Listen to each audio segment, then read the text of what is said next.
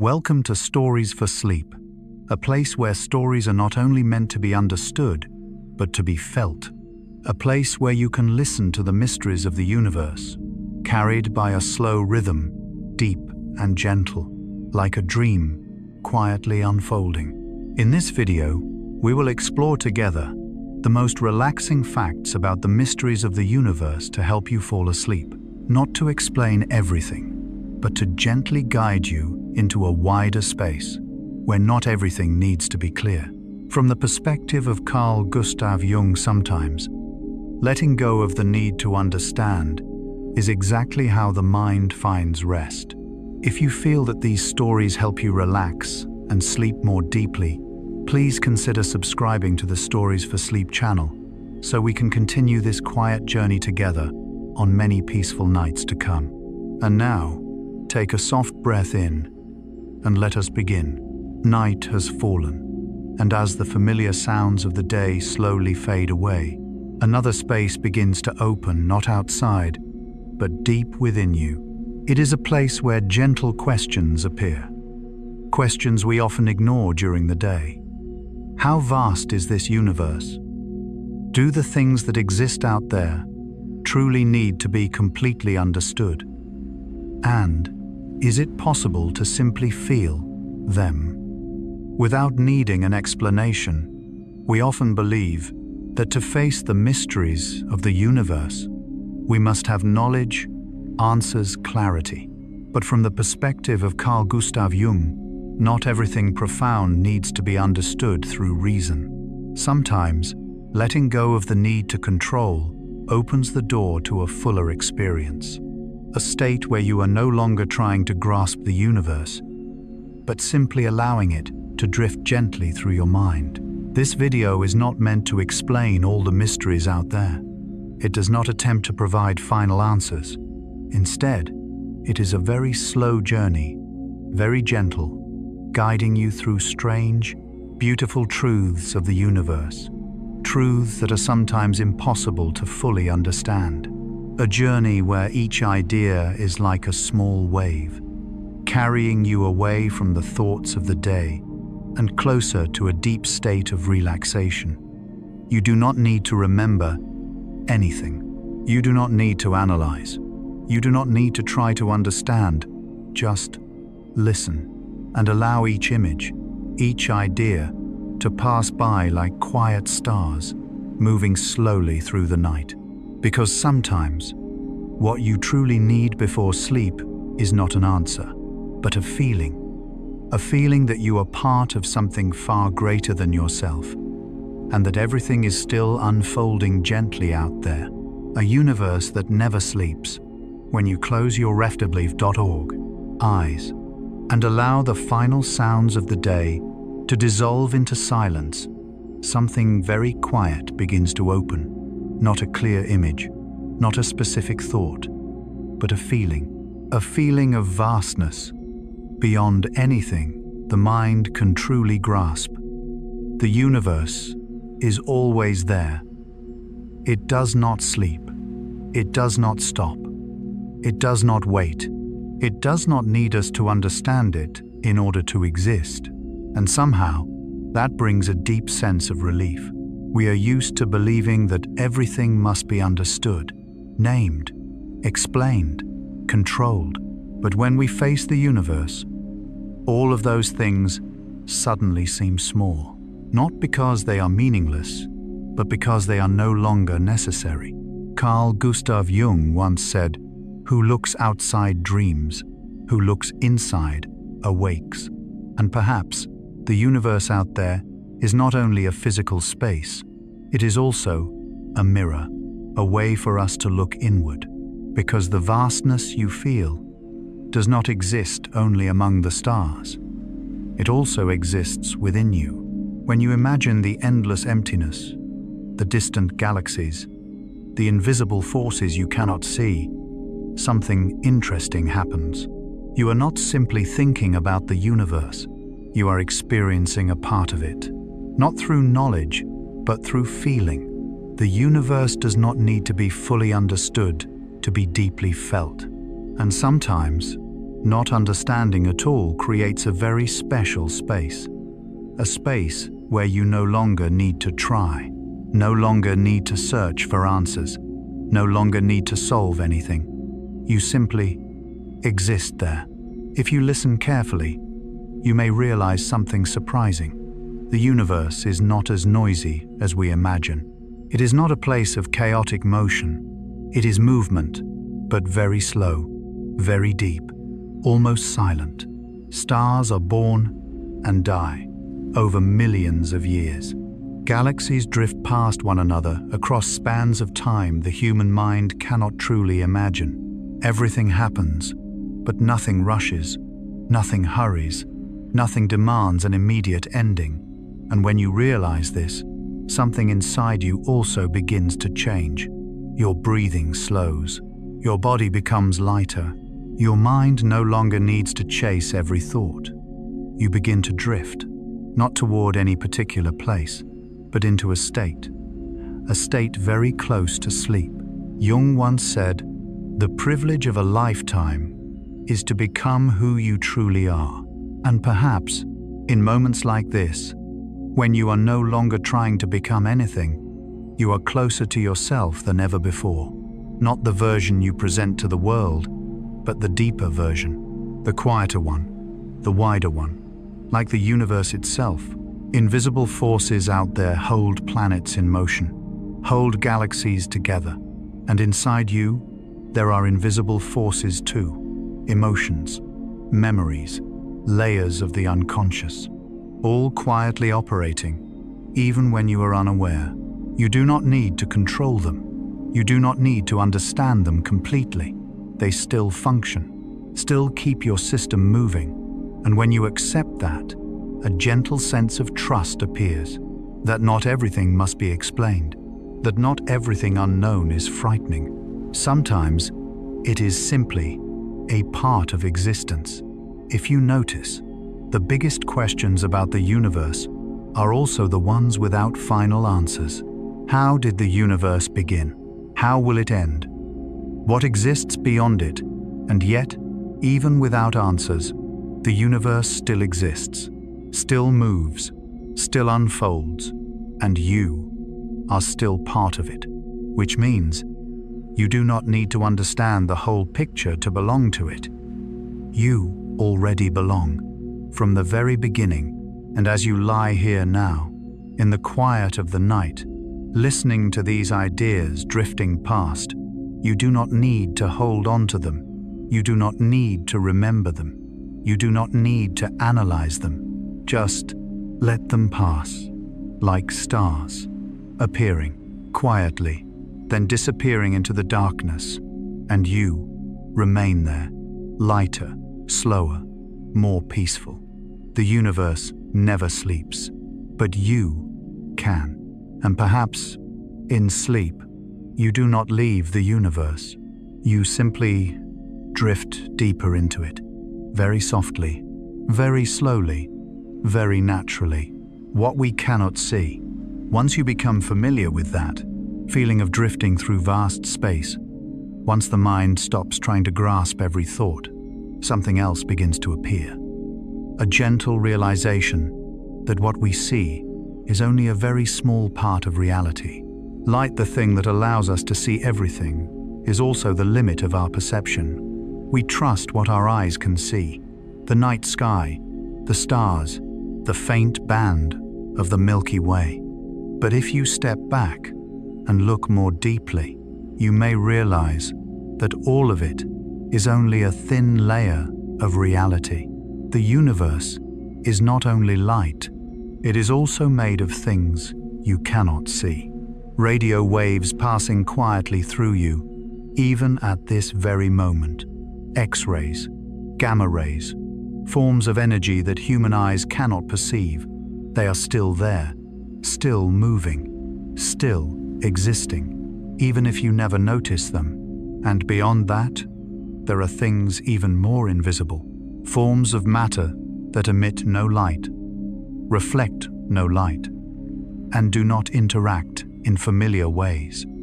They do not appear in your direct experience. yet they make up most of the universe. Carl Gustav Jung once said, "Until you make the unconscious conscious, it will direct your life, and you will call it fate."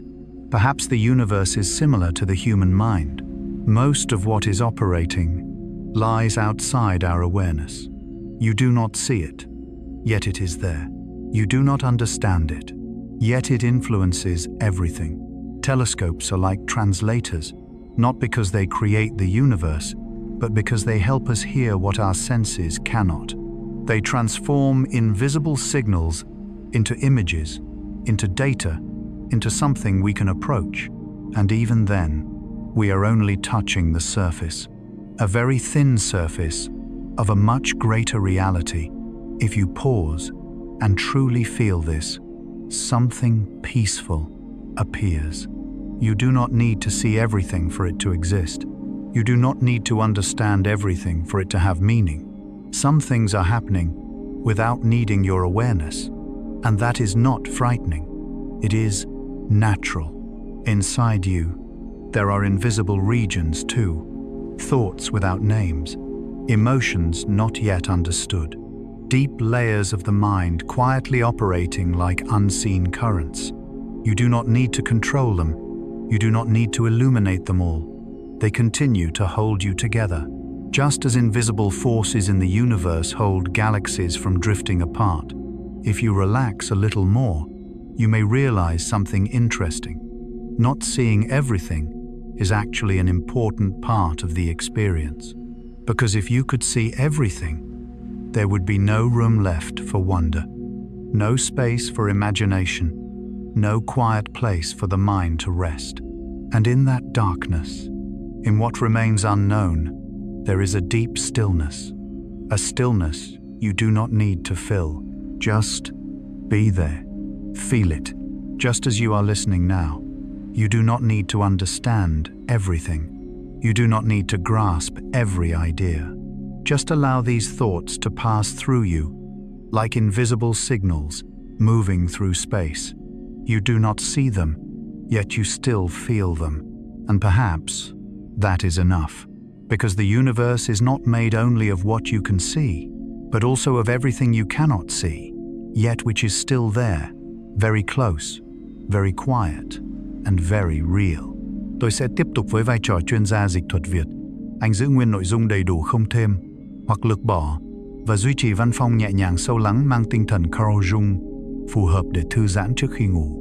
Dark matter, the invisible framework.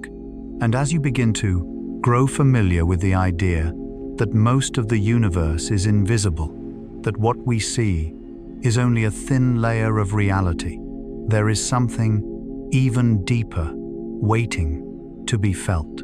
Not light, not energy, but something completely silent, something that emits no signal, reflects nothing, cannot be touched, and yet holds everything together. This is what we call dark matter. If you imagine a galaxy with hundreds of billions of stars orbiting a center, you might think that the gravity from those stars is enough to hold everything together. But in reality, it is not. If only what we can see existed, the galaxy would have already fallen apart. The stars should have drifted away, scattered into the void. But they do not. They remain, orbiting, stable, as if something invisible is holding them in place. Carl Gustav Jung once said, "The most important things are often invisible." And perhaps dark matter is one of the clearest expressions of that truth. We cannot see it, cannot touch it, cannot measure it directly, but we know it exists because of what it does. Just as you cannot see the wind, but you see the leaves move. You cannot see gravity, but you feel its weight. Dark matter is the same. We see it through the way stars move, through the way light bends when passing through regions of space that appear empty. This phenomenon is called gravitational lensing.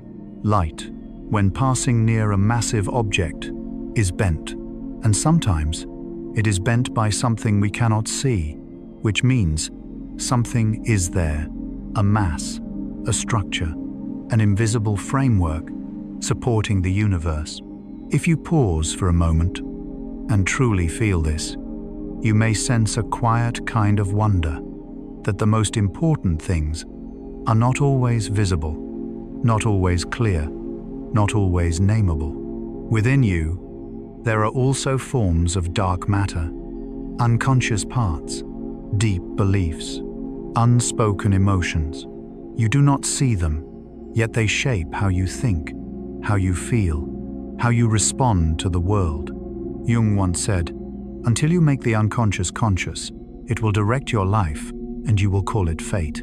And perhaps what he called the unconscious is like the dark matter of the mind. It does not appear, but it holds structure. It does not speak, but it shapes everything. Without it, the system would fall apart. Without dark matter, galaxies would not exist as they do. Without the deep layers of the unconscious, your identity would not take the form it has now. And this does not mean you must understand all of it. You do not need to illuminate everything. You do not need to control it. Just know that it is there, quietly, steadily, holding everything together. If you listen very gently, you may feel a deep sense of reassurance that not everything needs to be clear in order to function. Not everything needs to be seen in order to exist. Some things simply need to be there, and that is enough. Dark matter never appears directly in our experience, yet it makes up most of the universe. It is the foundation, the structure, the quiet support that prevents everything from falling apart. And perhaps, within you, it is the same. What you cannot see may be what is holding you together, in a way that is very gentle, very deep, and very quiet. You do not need to find it. You do not need to understand it. Just feel that it exists, and in that awareness, everything becomes a little simpler, a little lighter, a little quieter, like the universe, always vast, always mysterious, yet still stable, because of things that never appear in the light. And as you lie here, within the quiet space of the night, perhaps you will feel something familiar, that you do not need to see everything to remain whole. You do not need to understand everything to be complete, because sometimes the most important things are the ones you will never see. And perhaps that is part of peace. Dark energy, the mysterious force. And as you become more familiar with the idea that invisible things hold the universe together, that there is a quiet framework supporting every galaxy, something even stranger begins to appear. Not something that holds, but something that pushes. If dark matter is like a silent force pulling things together, then dark energy is like the opposite breath, an unseen force that is causing the entire universe to expand. And not just expand, but expand faster. At first, scientists believed that after the Big Bang, the universe would gradually slow down, like an object thrown upward, eventually pulled back by gravity. But what they observed was entirely different. The universe is not slowing down, it is accelerating. Distant galaxies are not only moving away, they are moving away faster over time, as if space itself is stretching. Carl Gustav Jung once said, "There is no coming to consciousness without pain." And perhaps realizing that the universe is not as stable as we once believed carries a similar feeling, a shift in how we perceive reality. Because if space is not just a passive background, but something that can act, expand, change, then everything we once thought was fixed may no longer be so. Dark energy cannot be seen, cannot be touched, cannot be directly measured, yet it makes up most of the universe. And the most mysterious part is that we do not know what it is. We only know What it does, it pushes, quietly, continuously, without stopping. If you pause and feel this, you may notice something subtle, that the universe is not just a place. It is a process, a movement, something unfolding right now, not still, not complete, not finished. Jung once said, "Life really does begin at 40. Up until then, you are just doing research." And perhaps the universe is like that too. It is not a finished system, but an unfolding journey, a journey without a clear end. If you look deeper, you may notice that dark energy carries a very different meaning from what we are used to. We often think of force as something that pulls, attracts, binds, holds. But dark energy does not hold. It releases. It creates distance. It expands the space between things. And that is not destruction. It is a change in structure. Within the human mind, there are similar forces of expansion. Moments when you feel the need to step away, to let go, to create distance from a thought, an emotion, or a part of your past. Not because you are becoming weaker, but because you are expanding. Jung once said, "We cannot change anything until we accept it." And sometimes, that acceptance is not about holding on, but allowing something to drift away. Like galaxies moving apart. Not because they lose connection, but because the space between them is expanding. If you listen very gently, you may feel something deep, that not all change is loss. Not all distance is separation. Sometimes it is simply how a system continues to grow. The universe is not being pulled back.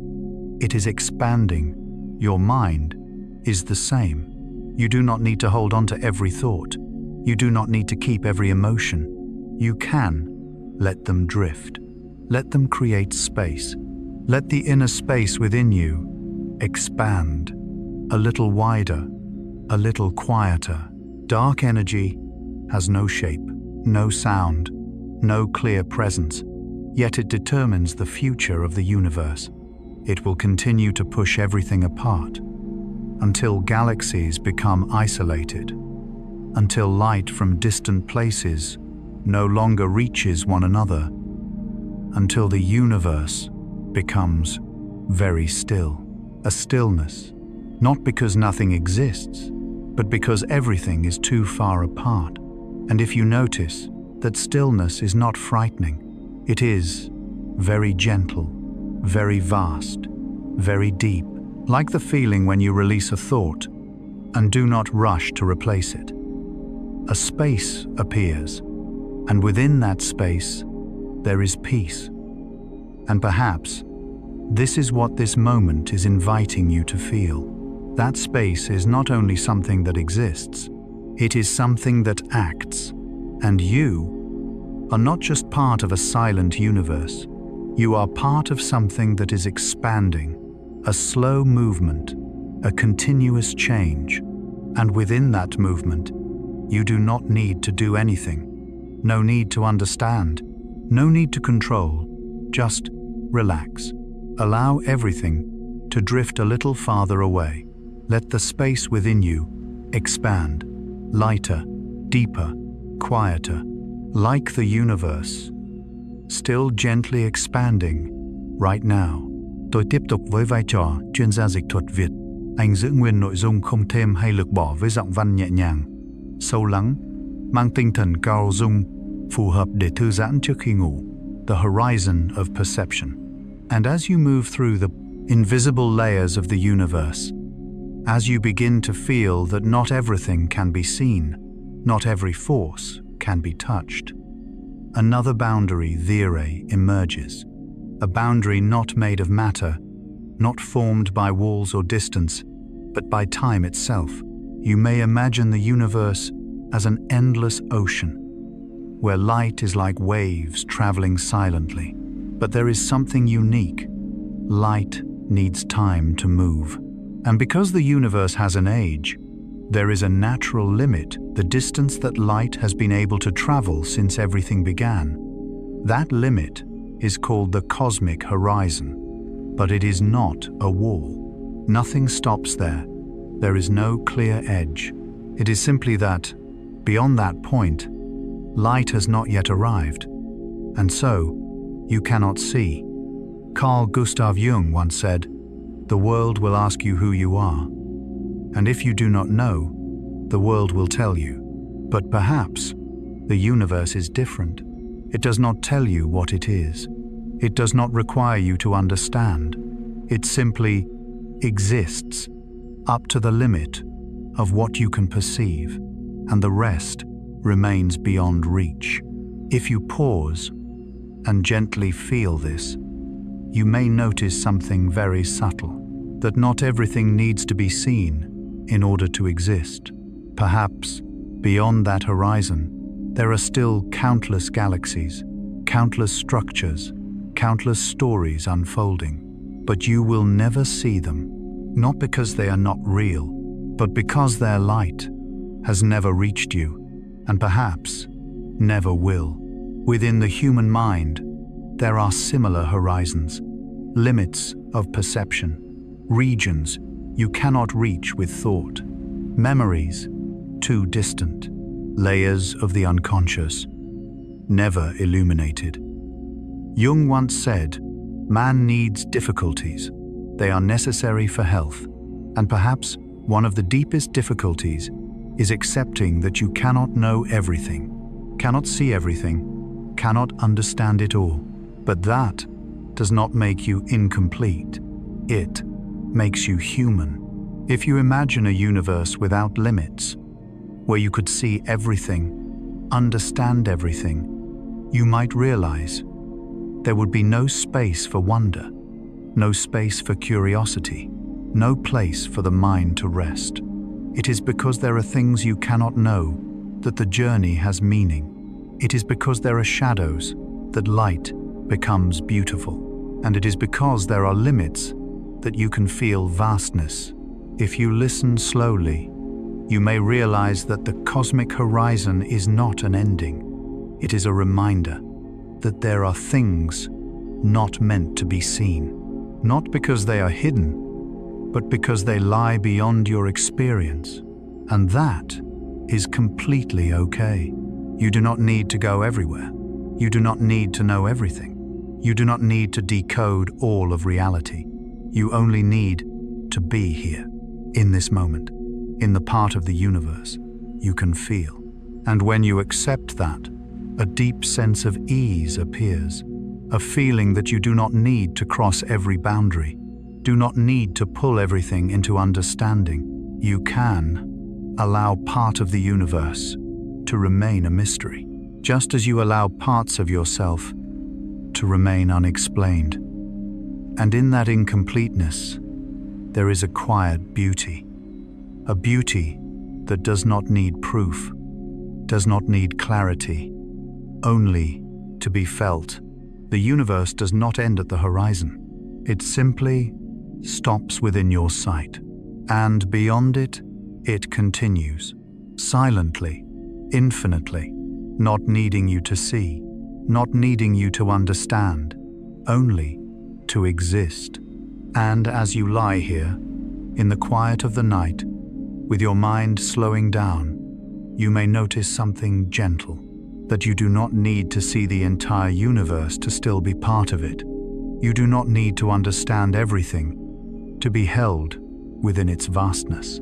Because sometimes, what you will never see is what allows the universe to remain infinite, Big Bang a beginning without a center. And as you accept that there are limits light cannot cross, that there are regions of the universe forever beyond sight, a quiet question appears, like a small ripple in the mind. If we cannot see everything, where did it all begin? There is a familiar image. Many people imagine that the universe began with an explosion, a tiny point, infinitely dense, bursting outward, expanding into space. But if you listen slowly, you may realize that image is not entirely accurate, because there was no outside, no empty space waiting for the universe to expand into, no special location where everything began. Instead, what happened was that space itself expanded, not from one place, but from everywhere. Carl Gustav Jung once said, "The creation of something new is not accomplished by the intellect, but by the play instinct." And perhaps the beginning of the universe carries a similar nature, not an event placed at a point, but a process, unfolding, spreading, opening, without a center. If you tried to imagine this, you might picture a fabric being stretched. Every point on it moves away from every other point, yet no point is the center of the expansion. Everywhere is the center, and also nowhere is, which means no matter where you stand in the universe, it will seem as though everything is moving away from you, not because you are special, but because that is the structure of space itself. And if you listen deeper, you may feel something very subtle, that the beginning is not just a point in the past, it is a state, a condition from which everything began to unfold, all at once, everywhere. Within the human mind, there are moments like this, moments with no clear cause, no defined starting point, and yet something appears, an idea, a feeling, a shift. You do not know where it came from. You cannot say when it began, but you know it is here. Jung once said, "Your vision will become clear only when you look into your heart." And perhaps clarity does not come from finding a beginning, but from accepting that not everything has a center. If the universe has no center, you do not need to be the center of everything. You do not need to control the whole story. You do not need to know exactly where everything begins. You can simply be part of the process, part of the unfolding, a small point in an expanding system. And that does not make you small. It connects you to everything. If everywhere is the center, then you are too. If nowhere is the center, then you do not need to carry that role. A very gentle balance, a deep kind of release. If you listen slowly, you may realize that the Big Bang is not only a past event, it is still happening. Space is still expanding. Distances are still growing. And you are within that movement, not observing from outside, but part of it. Every breath you take, every thought you let pass, exists within an expanding universe, not stopping, not returning, not needing a center to exist. And when you realize this, a quiet feeling appears that you do not need to find a fixed point. You do not need to hold on to something to feel safe, because stability does not come from stillness. It comes from accepting movement, accepting that everything is changing, unfolding, continuing. The Big Bang is not something you can see. It is an expansion that you are living inside. A beginning without a center, without clear boundaries, without a single origin point. Only a process, a movement that is very slow, very vast, and very deep. And within that movement, you do not need to do anything. No need to understand everything. No need to grasp it all. Just be there. Feel that you exist in a universe without a center, and therefore you are free. Free from needing to be the beginning. Free from needing to control. Free to simply drift, gently, slowly, like the universe that began everywhere at once and is still continuing right now. The ancient light of the universe. And as you begin to feel that the universe has no fixed center, that its beginning is not a point in space, but a process unfolding everywhere. Something else, very subtle, very quiet, begins to appear. A trace, not a clear image, not something you can touch, but an echo, something left behind from a very distant time, when the universe was still young. It is called the cosmic microwave background. But if you listen with feeling, you might think of it differently, like a whisper, still echoing from the very first moment. When the universe had just begun to open its eyes, about 380,000 years after everything began, light was finally able to travel freely. Before that, the universe was too hot, too dense. Light could not move far. But then, as the temperature dropped, something changed. Light was released, and it began its journey. A journey lasting billions of years, and still continuing. Even now, as you lie here, listening in the quiet, those ancient photons are still moving through space. Some of them are passing through you. Carl Gustav Jung once said, "Everything that irritates us about others can lead us to an understanding of ourselves." And perhaps what comes from the past is not only something that has passed, it is a way for the present to understand itself. That background radiation is not just light, it is memory. A memory stored not in the mind, but in the very structure of the universe. If you look at its map, you will see tiny fluctuations, slightly warmer, slightly cooler regions, very subtle differences. And from those small differences, galaxies formed, star clusters emerged, large structures slowly took shape, which means the future of the universe was partly written in those tiny fluctuations of the past. If you pause and feel this, you may sense a deep connection that what happened long ago is still present, not gone, not lost, only transformed into other forms. Within you, there are also such background radiations, memories, experiences from long ago, feelings that once arose and then settled. You may not remember them clearly, may not be able to name them, but they are still there, shaping how you see the world, how you respond, how you feel. Jung once said, "The past is not dead, it is not even past." And perhaps this is true not only for humans, but for the universe as well. The past does not disappear, it still whispers. If you listen slowly, you may realize that the universe is not only what is happening now, it is a long story in which every present moment carries traces of what has been. The light you see in the night sky left its stars millions, billions of years ago, and that background radiation is even older. It is the first light the universe ever allowed to move freely, a moment of release, a deep turning point.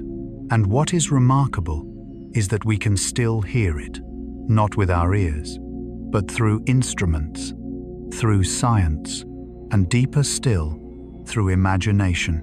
If you let your mind drift with this idea, you may feel as though you are touching something very distant, yet also very close. Distant because it comes from billions of years ago. Close because it is here, right now. And this creates a very special feeling. That time is not completely separate. That the past is not completely gone. Everything overlaps, interweaves, continues, like waves, spreading outward, never truly disappearing. And when you realize this, a gentle peace appears, that nothing is ever truly lost. Nothing completely disappears. Everything simply changes form, simply continues its journey, in a way that is very quiet And perhaps this is what this moment invites you to feel, that you are not only living in the present, you are carrying the past, not as a burden, but as a foundation, a structure, a deep map drawn long ago. You do not need to understand all of it, do not need to decode every memory. Just know that it is there, like the background radiation of the universe, always present, always quiet, always whispering. And as you lie here, in the stillness of the night, you may feel something gentle, that you are not separate from the flow of time. You are part of it, a small point where past, present, and future meet. And in that meeting, there is a deep softness, a sense that everything is continuing. No need to rush, no need to hurry, just drift, like that ancient light, still moving quietly through the universe and touching you right now. Tôi tiếp tục với vai trò chuyên gia dịch thuật Việt. Anh giữ nguyên nội dung không thêm hay lược bỏ với văn phong nhẹ nhàng sâu lắng mang tinh thần Carl Jung, phù hợp để thư giãn trước khi ngủ. Time does not flow the same everywhere. And as you begin to feel that the past has not truly disappeared, that ancient traces are still whispering through space, something even more subtle begins to reveal itself. Not about place, but about time. We are used to thinking of time as a flowing stream, a current moving from the past, through the present, toward the future, stable, even, the same, everywhere. But if you listen very slowly, you may realize that this is not entirely true. Time is not the same everywhere. It can slow down, it can stretch, it can change, depending on where you are. If you are near something very massive, like a giant planet or a black hole, time will pass more slowly than it does farther away. This is not imagination. It has been measured through satellites orbiting Earth, where time moves just a little faster than it does on the surface. A very small difference, but very real. Carl Gustav Jung once said, "Time is a relative concept and cannot be defined in an absolute way." And perhaps he sensed what science would later confirm: time is not fixed. It is flexible. If you try to imagine it, you may see time not as flowing water, but as a fabric of space-time, where every object with mass creates a curve. The heavier it is, the deeper the curve. And when you are near those curves, time moves more slowly. Not because it stops, but because the structure of reality changes. If you pause and gently feel this, you may sense something quietly profound, that there is no single tempo of time for everything, no universal clock ticking evenly everywhere. Each position, each condition, has its own flow. Within the human mind, it is the same. There are moments when time seems to move very quickly, an afternoon passing, without you noticing, a conversation that makes you forget the hour, and there are moments when a single minute feels endless, a moment of waiting, stretching beyond measure. Time in your experience is never truly fixed. Jung once said, "The meeting of two personalities is like the contact of two chemical substances. If there is any reaction, both are transformed." And perhaps time is like that. It does not exist independently, but changes with what it touches, with mass, with motion, with experience. If you listen deeply, you may realize that time is not something you can control. You cannot stop it. You cannot hold a moment. You cannot return to a past point, but you can experience it differently. You can allow a moment to become deeper, wider, slower, simply by being present. If you are no longer rushing, no longer chasing thoughts, no longer trying to get somewhere, time begins to change. Not physically, but in your experience. it becomes softer, wider, quieter, like now, as you lie here, listening, with nothing to do, nothing to achieve, just being. And in that state, time is no longer pressure, no longer something you must keep up with. It becomes a space where you can rest, a soft fabric holding you gently. If you think about the universe, you will notice that everything moves at different rhythms. Stars are born and die over millions of years. Galaxies drift past each other over billions of years. And you live within very brief moments. But that does not separate you. It is simply a different rhythm, a different speed of time. And all those rhythms coexist, interwoven, meeting each other. If you accept that time is not fixed, you may feel a gentle freedom. You do not need to move faster. You do not need to fear being late. You do not need to force things to happen at the right moment, because the right moment is not fixed. It is flexible, like time, like the universe. And as you lie here, in the quiet of the night, you can allow time to move in its own way. No need to measure, no need to control. Just feel that each moment is unfolding, that you are within it, and nothing needs to hurry.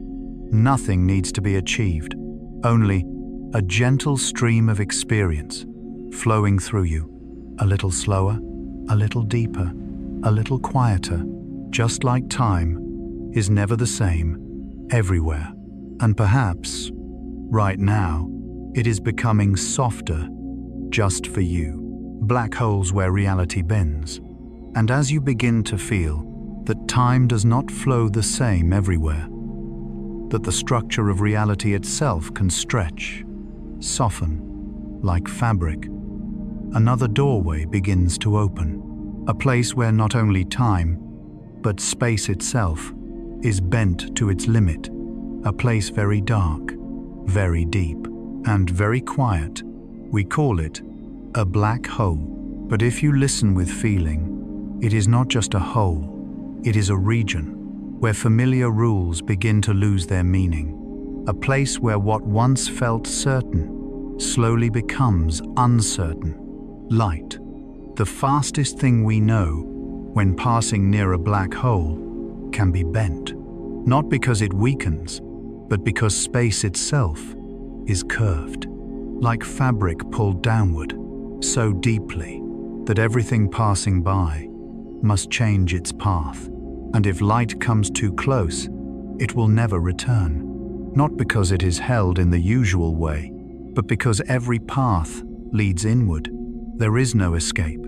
Strangely, black holes do not emit light, and yet we can still see them, not directly, but through their shadow, a darkness, outlined by light, bent around it, a presence, recognized by what it does to everything around it.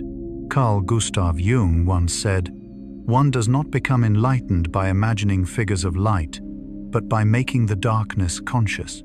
And perhaps a black hole is like the darkness within the human mind, not something to remove, but something to recognize, because it is always there, silent, deep, influencing everything without being seen.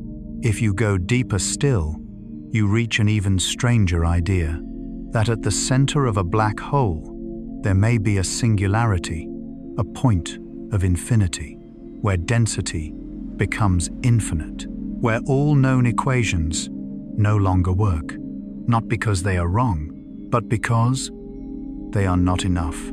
Space and time, as we understand them, no longer apply.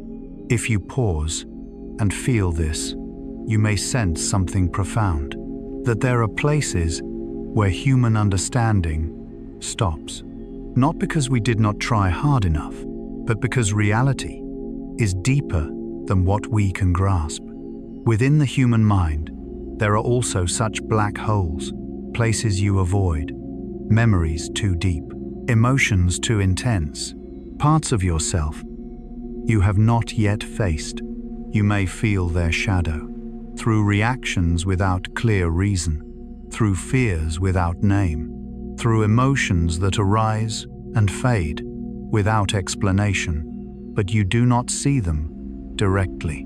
Jung once said, "Until you make the unconscious conscious, it will direct your life, and you will call it fate." And perhaps those black holes are the deepest layers of the unconscious, not to be avoided, but slowly to be acknowledged, not to be fully understood, but to be accepted as existing. If you listen gently, you may realize that a black hole is not something bad. It does not destroy in the usual sense. It simply transforms. What enters it does not completely vanish. It becomes something we do not yet understand, and this is also true within you. What you have experienced does not disappear. It settles, transforms, moves deeper, and continues to influence in very subtle ways. If you accept that there are places where physics no longer works, you may feel a quiet relief that you do not need to understand everything, do not need to explain everything, do not need to illuminate every dark corner. You can allow part of reality to remain a mystery, just as you allow parts of yourself to remain unnamed. And within that, not knowing, there is a deep quiet. A quiet not born from having answers, but from not needing them.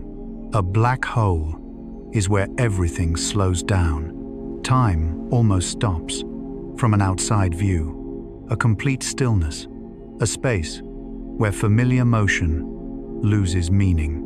And if you feel that, you may notice how similar it is to the moment before sleep, when thoughts slow down, when images fade, when you no longer hold onto each idea. You are approaching your own event horizon, a boundary where you let go, not because you are pulled in, but because you choose to release. And as you cross that boundary, you do not disappear. You simply enter another state, quieter, deeper, no longer needing control, no longer needing understanding, only a very gentle presence. And perhaps this is what this moment is inviting you to feel, that there are places in the universe and within yourself where familiar rules no longer apply. And that is not frightening. It is natural. You do not need to go there, do not need to explore everything. Just know that it exists as part of the whole, as a darkness that gives meaning to light. And as you lie here in the quiet, you can allow your thoughts to gently curve, to slow down, to fade into a deeper space. No need to resist, no need to hold on. Just drift, like light, passing near a black hole, no longer moving in a straight line, but gently bending, softly, and disappearing into a place. You do not need to understand in order to feel at peace. Tôi tiếp tục với vai trò chuyên gia dịch thuật Việt. Anh giữ nguyên toàn bộ nội dung, không thêm hay lược bỏ, với giọng văn nhẹ nhàng sâu lắng theo tinh thần Carl Jung, phù hợp cho trạng thái thư giãn trước khi ngủ. The limits of science. As you pass through the deep, silent regions of black holes, as you begin to sense that there are places where even the familiar laws of physics start to lose their meaning, something else appears. Very subtle, very humble, a quiet realization that the map we are using to understand the universe is still incomplete. We have come very far. We have measured light from billions of years ago. We have understood how planets move. We have seen the shadow of a black hole. And yet, as we approach extreme point singularities, where everything becomes infinite, where space and time are compressed beyond description, the equations I stop, not because the universe stops, but because our understanding has reached its limit. Carl Gustav Jung once said, "We cannot change anything until we accept it." And perhaps one of the deepest things science is learning is this: not everything can be explained, at least not yet. We have two great languages to understand the universe. One is relativity, describing gravity, space, and time on the largest scales. The other is quantum mechanics, describing the microscopic world, where tiny particles behave in unfamiliar ways. Both are correct, both work, but when we try to combine them, they do not fit, like two pieces from different pictures. And that is not a failure. It is a reminder that reality may be deeper than what we have understood. If you pause and gently feel this, you may sense a quiet relief that you do not need all the answers, do not need to complete the map, do not need to know how everything works, because even the greatest minds stand before open spaces, spaces that are not mistakes, but room for the unknown. Within the human mind, there are also such singularities, places you cannot explain, emotions without names, experiences that cannot be placed into a clear system.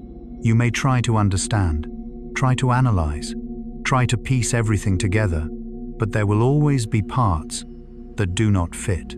Jung once said, "The shoe that fits one person pinches another." There is no recipe for living that suits all cases. And perhaps this is also true in understanding yourself. There is no single theory that explains everything, no perfect system that contains all experience. And that does not make you incomplete.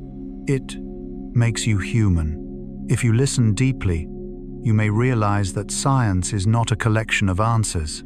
It is a journey that keeps expanding, adjusting, accepting what it does not yet know.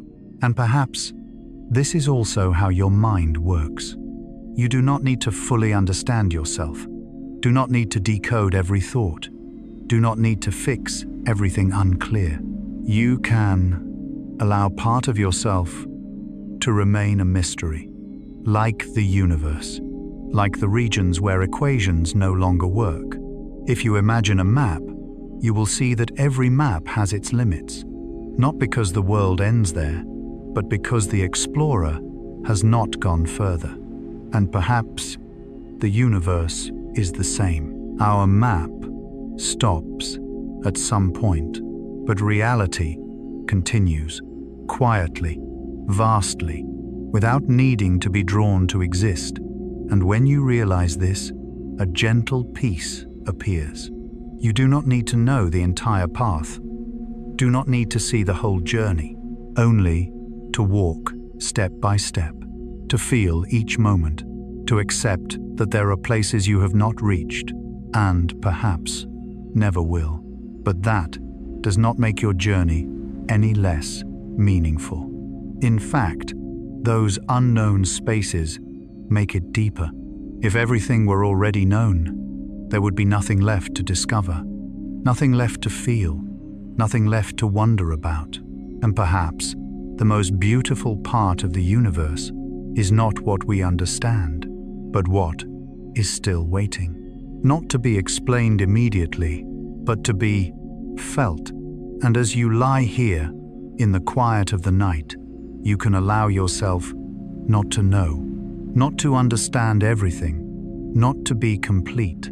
You can exist in a world where the map is unfinished, and that is completely okay, because you do not need to reach the end of the map to feel that you are exactly where you belong. You are already there, in this moment, in this space, in a gentle presence, without answers, without conclusions, only an opening, an acceptance, a quiet peace, in knowing that there are things you do not yet understand, and perhaps do not need to. Just like the universe, continuing beyond every theory, in a way that is very quiet, very deep and very real. A flat universe and strange fine-tuning. As you begin to accept that our map of the universe is unfinished, that there are regions science has not yet reached, something else appears. Not an empty space, but a kind of balance, a very delicate balance. If you imagine space as a fabric, you might think it could curve upward, curve downward, or remain flat. And, for a long time, scientists wondered, what shape does our universe truly have? The answer is surprising. It is almost flat, not strongly curved upward, not deeply curved downward, but resting in a very special state, right in between. And what is strange is that to achieve this state, the initial conditions of the universe had to be extremely precise. Just a slight difference, a very small deviation, and the universe might have collapsed long ago or expanded too quickly for any structure to form. But that did not happen. The universe was just right, almost impossibly so. Carl Gustav Jung once said, "In all chaos there is a cosmos, in all disorder a secret order, and perhaps this flatness is one form of that hidden order, a quiet calibration, not loud, not obvious, but incredibly precise. If you pause and feel this, you may sense something gentle, that the universe is not pure randomness. It carries a kind of balance, a subtle fine-tuning, not in the sense that someone is controlling it, but in the sense that everything is where it can be. If you think more deeply, you may realize that this balance is what allows everything to exist. Galaxies, stars, planets, and you. A slight change, a tiny shift in physical constants, and none of this would have formed. No structure, no life, no one listening right now. Jung once said, "The pendulum of the mind oscillates between sense and nonsense, not between right and wrong." And perhaps the universe also oscillates between chaos and order. But somehow it has settled into a delicate balance, not too chaotic, not too rigid, just enough for everything to arise. Within the human mind, there are similar states, moments when you are not too tense, but not completely drifting, not overly controlled, but not lost, a gentle balance where things become clearer, quieter, and perhaps, in that state, you feel that you are in the right place. No need to change, no need to adjust, just being. If you listen deeply, you may realize that the flatness of the universe is not only a physical property, it is a reminder that not everything needs to be extreme. Not everything must lean to one side. You do not need too much or too little. Sometimes, balance is what allows things to continue. If the universe were too curved, light would not travel far. If it expanded too quickly, structures would not form.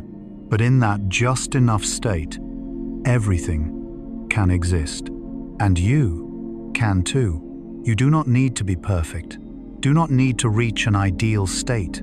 You only need to be within your own balance. A balance not fixed, not rigid, but enough to continue. If you feel this while lying in the dark, you may sense a gentle peace, that you do not need to fix everything in your life, do not need to make everything perfect, because even the universe is not perfect in that way. It is simply enough, enough to exist, enough to grow, enough for you to be here. And within that enoughness, there is a deep beauty, a beauty that does not need to be displayed or proven, only present. And as you continue listening, you may realize that this fine-tuning is not a mystery to solve immediately. It is something to feel, something that invites you to pause, slow down, and notice that you are inside a system where everything has settled into a state that allows existence, and that is enough. You do not need to know why, do not need final answers, only to feel that you are here in a universe that is almost flat, almost balanced, almost perfect in its own way. And as you feel that, a softness spreads, that you do not need to lean too far, do not need to try too hard, do not need to fix everything. You can rest in your own state, a state that may not be perfect, but enough to breathe, enough to feel, enough to drift into sleep, softer, slower, quieter, like the universe, holding its balance for billions of years in a way that is very quiet, very subtle, and very deep. From quantum fluctuations to galaxies, as you begin to feel the delicate balance of the universe, as you realize that even a tiny shift could have prevented everything from existing, another thought appears, very gentle, very deep, like the first ripple on still water, that everything vast you see today may have begun from something very small, so small it almost did not exist. In the earliest moments of the universe, when everything was hot, dense, chaotic, there were no galaxies, no stars, no clear structure, only tiny fluctuations, subtle variations in energy density. These are called quantum fluctuations, so small they are almost unimaginable. And yet, from those fluctuations, everything began. If you imagine a still surface of water and small ripples appearing, over time, those ripples spread, interact, overlap, and slowly form larger patterns. The universe is the same. Those tiny fluctuations grew over time, under gravity, gathering into clouds of matter, forming stars, then galaxies. Everything you see today was once a very small vibration. Carl Gustav Jung once said, "Even the smallest things with a meaning are worth more in life than the greatest things without it." And perhaps the universe follows a similar principle. Small things are not meaningless. They are beginnings. If you pause and feel this, you may sense a deep connection, that there is no true boundary between the small and the vast, between a quantum fluctuation and a galaxy. They are not separate. They are two states of the same process, a process of unfolding. And if you look at the night sky, those distant stars may feel far away, immense, beyond reach. But if you trace time backward, you may see that all of it once existed in those tiny fluctuations. And that carries a gentle feeling that the vast does not always begin with something vast, but with subtle movements. Within the human mind, it is the same. A small thought can lead to a great change. A passing feeling can open a new path. A quiet moment can shape a lifetime. Yet, we often overlook them because they are too small, too faint, too easy to miss. Jung once said, "The least of things with a meaning is worth more in life than the greatest of things without it." And perhaps he reminds us that value is not in size, but in connection. A small fluctuation, if allowed to grow, can become structure. A small thought, if listened to, can become part of you. If you listen slowly, you may realize that the universe did not jump from nothing to everything. It developed, step by step, fluctuation by fluctuation. And in that process, nothing is meaningless. Nothing is too small. If you apply this to yourself, you may feel a deep relief. You do not need to change instantly. Do not need to do something great. Do not need to become someone else. You only need a small shift, a gentle change, a tiny step, and let it spread naturally, slowly, just as the universe formed. If you imagine that every thought, every feeling passing through you is a fluctuation, you may no longer feel the need to control them. You can let them arise, settle, transform. No need to hold, no need to push away, just observe. And within that observation, a new structure can form, a new state can appear, not by force, but by allowance. The universe did not try to become the universe. It simply became from tiny fluctuations. And you are the same. You do not need to force yourself to become anything. You can allow small changes to happen and trust they will guide you where you need to go.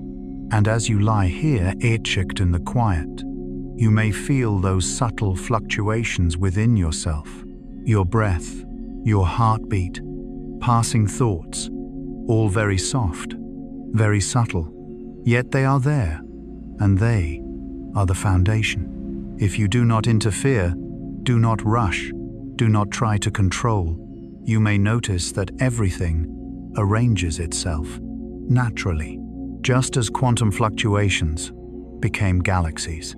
And in that realization, there is something very deep, that you do not need to do something big to change. You only need a small movement, a gentle shift, a passing thought allowed to exist. And from there, everything can begin, softly, slowly, quietly, just as the universe grew from the smallest vibrations into everything you see today. And perhaps, right now, a very small fluctuation within you is beginning to become something very large that you do not yet need to know. The cosmic web, as you begin to feel that everything vast begins from something small. As you sense the invisible thread connecting the microscopic to the immense, another image appears, wider, deeper, as if the universe is drawing its own structure, no longer separate points, no longer isolated galaxies, but a network. If you could look from far enough away, you would not see galaxies scattered randomly. You would see connections, filaments, nodes, interwoven structures, and, like a vast web, this is called the cosmic web, a structure not static, not rigid, but almost alive. Galaxies gather at intersection points, like nodes. Between them are long filaments, stretching across hundreds of millions of light years, shaped quietly by dark matter, and in between, vast emptiness, immense voids, nearly empty regions, beyond imagination. Carl Gustav Jung once said individuation does not shut one out from the world, but gathers the world to oneself. And perhaps the cosmic web carries a similar meaning. Nothing is truly separate. Everything is connected. Even emptiness is part of the structure. If you pause and feel this, your view of the world may shift. The universe is not a collection of separate objects. It is a system, a network, a continuous flow, where everything affects everything else, not always visibly, not immediately, but truly, within you, there is also such a network. Thoughts are not isolated. They connect. Emotions do not arise alone. They relate. Memories, experiences, beliefs interweave, forming a structure, an inner map you may never fully see. Jung once said, "Everything that happens in the psyche is reflected in the outer world, and everything that happens in the outer world is reflected in the psyche." And perhaps the cosmic web and the web of the mind are not so different. Both are connected. Both contain light and emptiness. Both do not need to be fully understood to exist. If you look closely, you may notice that emptiness is not a flaw, not a lack. It is essential. Without space, there is no structure, no distinction, no room for form to appear. And that is true for you as well. You do not need to fill every gap. Do not need to understand everything. Do not need to explain every feeling. Emptiness has value. It creates space. Space to breathe. Space to rest. Space to be.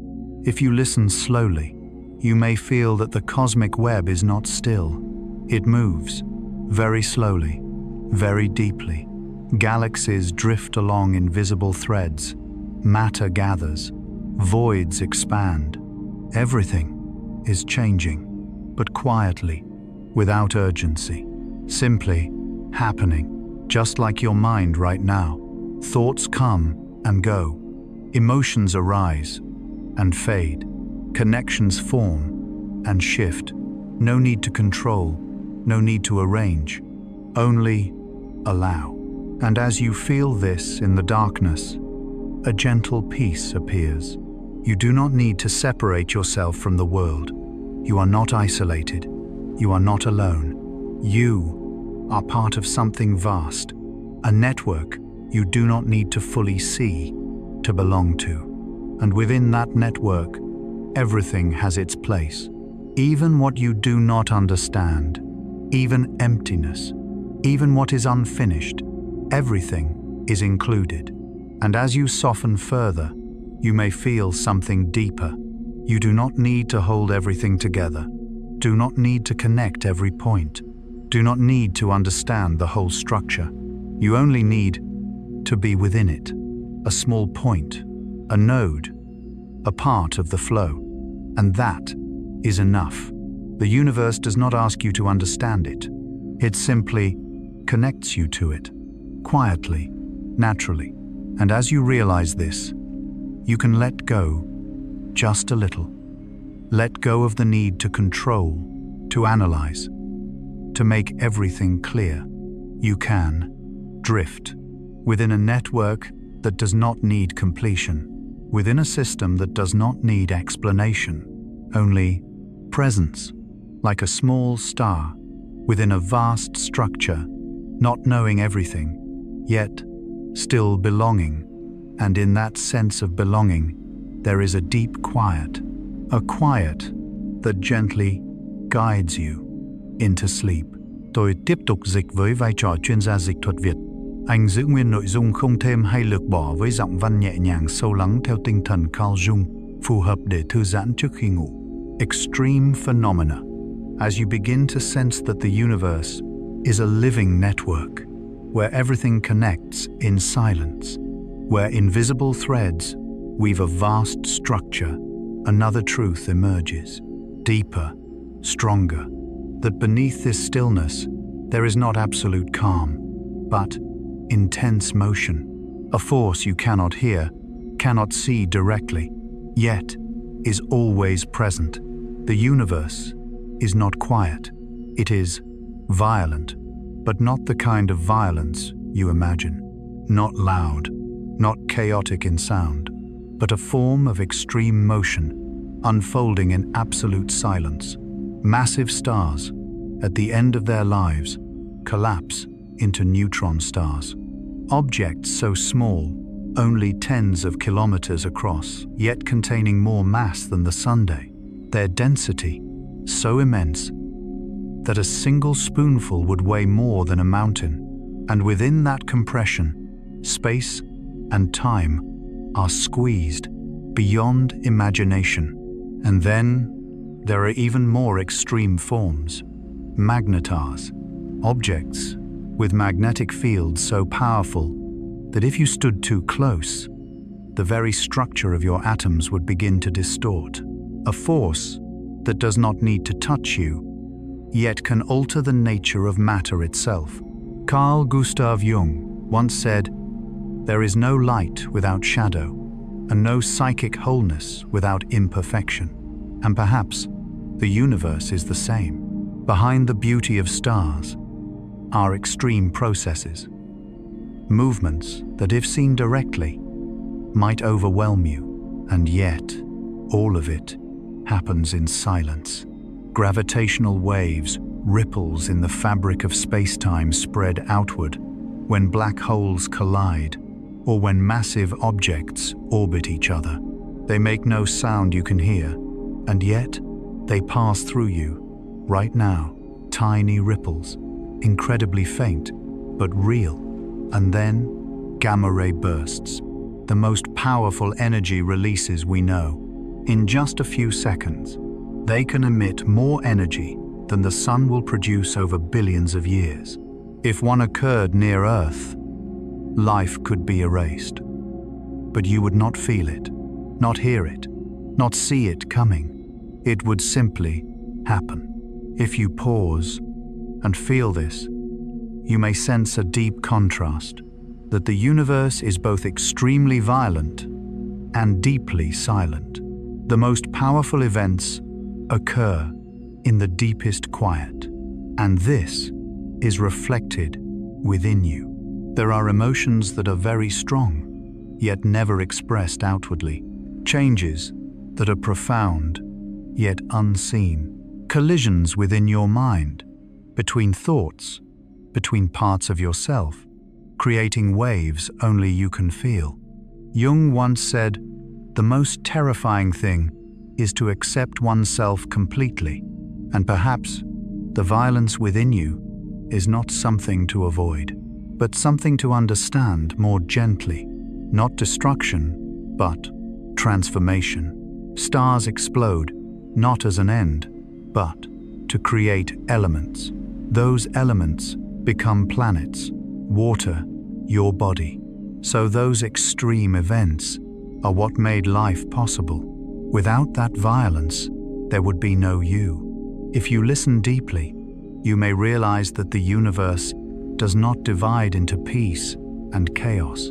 It contains both in the same movement, in the same system, and you as well. You do not need to remove the strong parts within you. Do not need to make everything completely calm, because even within stillness, there is motion. There are waves, processes unfolding, but you do not need to fear them, do not need to control them, only to notice that they are part of the whole. And as you lie here, in the quiet of the night, you may feel something gentle, that while out there, the universe is full of extreme events. Within you, there can still be calm. A calm, not because nothing is happening, but because you are no longer resisting, no longer trying to control everything. You simply are, allowing waves to come and go, allowing movement to unfold. And in that allowing, there is a deep peace, a peace not dependent on things being gentle, but arising from acceptance that the universe and you both contain powerful forces that do not need to be loud, do not need to be feared, only felt. And as you soften just a little more, as you release your grip on each thought, each emotion, even the strongest waves begin to settle, softer, slower, further away, like gravitational ripples, spreading through space, then dissolving into infinite stillness. And you are drifting into a state like that, a state where nothing needs to disappear, yet everything becomes quiet, gently guiding you into sleep. Strange worlds. As you move through these extreme motions of the universe, as you begin to sense that behind stillness lie immense forces, another door opens, softer, but expanding your mind in a deep way. You begin to realize that what you call normal is only a very small perspective, very close, very familiar. If you leave Earth, leave its blue oceans, its gentle skies, its cycles of day and night, you enter a universe where normal no longer exists as you know it. There are planets where rain is not water, but molten iron, drops of metal falling from the sky, in temperatures hot enough to melt everything, a scene that feels both beautiful and unreachable. There are worlds so close to their stars that their surfaces are constantly scorched, and their atmospheres are evaporating, stretched into streams, drifting through space. Planets slowly disappearing, not loudly, just dissolving. And then there are planets with no star at all, drifting alone in darkness. No light, no clear source of heat, just a solitary world, moving silently between the stars. And yet, even in such conditions, the universe holds possibilities you have never imagined. There are planets with oceans hundreds of kilometers deep, not meters, not kilometers, but layers of water so deep you cannot reach the bottom. A world almost entirely ocean. No shores, no continents, only endless water. Carl Gustav Jung once said, "Everything that irritates us about others can lead us to an understanding of ourselves." And perhaps what feels strange in the universe is what expands your understanding of yourself, because strange is simply another way of saying unfamiliar. If you grew up on a planet where iron rain falls, you would not call it unusual. If you lived without a sun, darkness would not be frightening. If you were born in an endless ocean, you would not seek land. Normal is not truth. It is habit, a reference point, a way your mind tries to keep things understandable. But the universe is not limited by that. It does not need to be normal. It simply is. And as you realize this, something soft shifts within you. You loosen how you define things. You no longer need to label everything quickly. No need to decide what is right, what is wrong, what makes sense, what does not. You can allow difference, allow the unknown to remain. Jung once said, "The pendulum of the mind oscillates between sense and nonsense, not between right and wrong." And perhaps the universe is where sense and nonsense coexist, not as opposites, but as complements. If you look at these strange worlds, you may feel overwhelmed. But if you look deeper, you may feel something gentle, that the universe does not demand sameness. It allows diversity, difference, strangeness. And that is true for you as well. You do not need to be like anyone else. Do not need to be normal by any standard. You can have different thoughts, different feelings, different ways of seeing, and all of that still belongs. If you listen slowly, you may realize that these strange worlds are not far from you. They are part of the same universe, the same system, the same story. And you are in that story. A small point, but not separate, not excluded. You belong, even if you feel different, even if parts of you are unclear, even if you feel unlike others. Perhaps different is not a problem. Perhaps it is how you exist. And as you lie still, letting these images pass, iron rain, dark wandering worlds, endless oceans, your mind begins to open. Not strained, not forced, just open. And within that openness, there is a gentle feeling that you do not need to shrink yourself to fit. You can be a little wider, a little freer, like the universe, not needing to be normal, only present. And as you release the need to define everything, to understand everything, to make everything make sense, your mind becomes quieter, not because everything is clear, but because you no longer need it to be. You can drift in a space where everything can exist, whether you understand it or not. And in that state, sleep comes naturally, like deep water, without bottom, without boundary, gently, holding you and carrying you into the soft quiet of the night, life, and the possibility of existence. As you move through these strange worlds, as you realize that normal is only a small perspective of Earth, another question arises, deeper, quieter, that, among all these worlds, is there life? And if there is there someone looking up at the sky, just as you are now? The universe is vast beyond imagination. Hundreds of billions of galaxies, each containing hundreds of billions of stars, and around them, countless planets. That alone suggests something gentle, that life may not be rare, that somewhere, in deep oceans, beneath thick ice, or on distant worlds, life may have emerged, not like you, not conscious, just simple forms of existence, self-organizing chemistry, self-sustaining patterns, a very different kind of life, yet still life, and then silence, a deep emptiness. Because if life is common, why is the universe so quiet? This is what is called the Fermi paradox, a simple question with no clear answer. If there are many civilizations out there, where are they?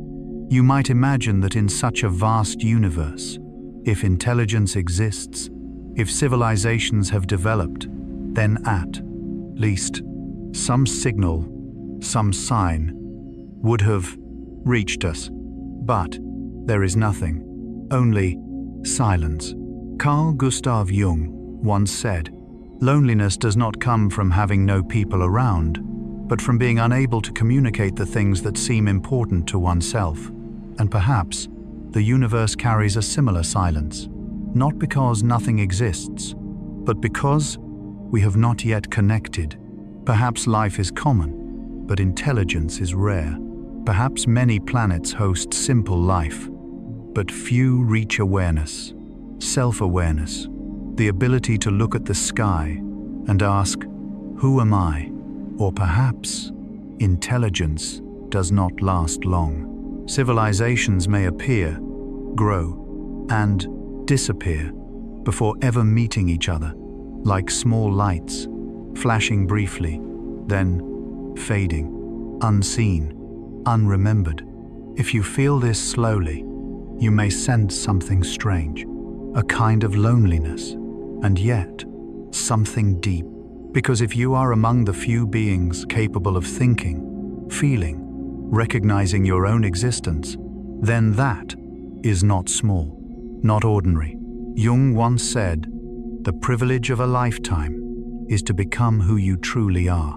And perhaps, in such a vast and quiet universe, your ability to be aware, to experience, to feel, is something rare, not in a loud, dramatic way, but in a very gentle way, very deep, that your presence has meaning, even if you do not understand the whole universe, even if you do not have answers to the biggest questions.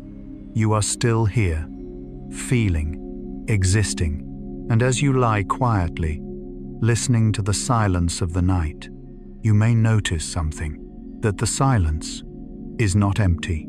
It is full of possibility, full of the unknown, full of unanswered questions, and you are part of that silence, not separate, not isolated. You are not an observer outside the universe. You are a part of it, becoming aware of itself in a very subtle way, very rare. And perhaps the question is no longer, is there anyone else out there? But you are here. And how do you feel that you do not need to answer immediately? Do not need to solve the paradox. Do not need to fill the silence. You can stay with it. Stay with that feeling, gently, without pressure, without urgency. And in that acceptance, there is a deep peace, that you do not need to know everything to feel enough. That silence is not absence, but space. A space for rest, a space to release questions, a space to drift. And as you soften, as you stop searching for answers, your mind becomes still, like water after ripples fade, leaving only a gentle calm. And within that calm, you no longer need to know whether anyone else is out there, because right now, you are here. And that is enough. Gently, completely, drifting slowly into sleep. The origin of life. And when you have stayed long enough within the silence of the universe, when the question, "Is there anyone out there?" begins to dissolve into something softer, another question emerges. Deeper, closer, not about elsewhere, but about you. Where does life come from? Not in a purely biological sense, but in a broader way, a deeper way, almost touching the root of existence itself. You are here, breathing, feeling, listening. But how is that even possible? In a universe filled with rock, gas, radiation, and emptiness, how can something that knows it exists appear? Science has found some intriguing clues. In meteorites that fall to Earth, scientists have observed amino acids, the basic building blocks of life. Tiny molecules, yet the foundation for proteins, cells, and eventually, you. This opens a very strange possibility that life may not have begun entirely on Earth, that the seeds of life may have traveled through space within ancient rocks and landed here long before any living thing existed.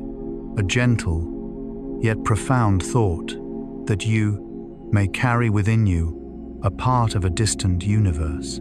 And yet, in the primordial oceans, under very specific conditions, molecules began to interact, to organize themselves, and gradually become more complex.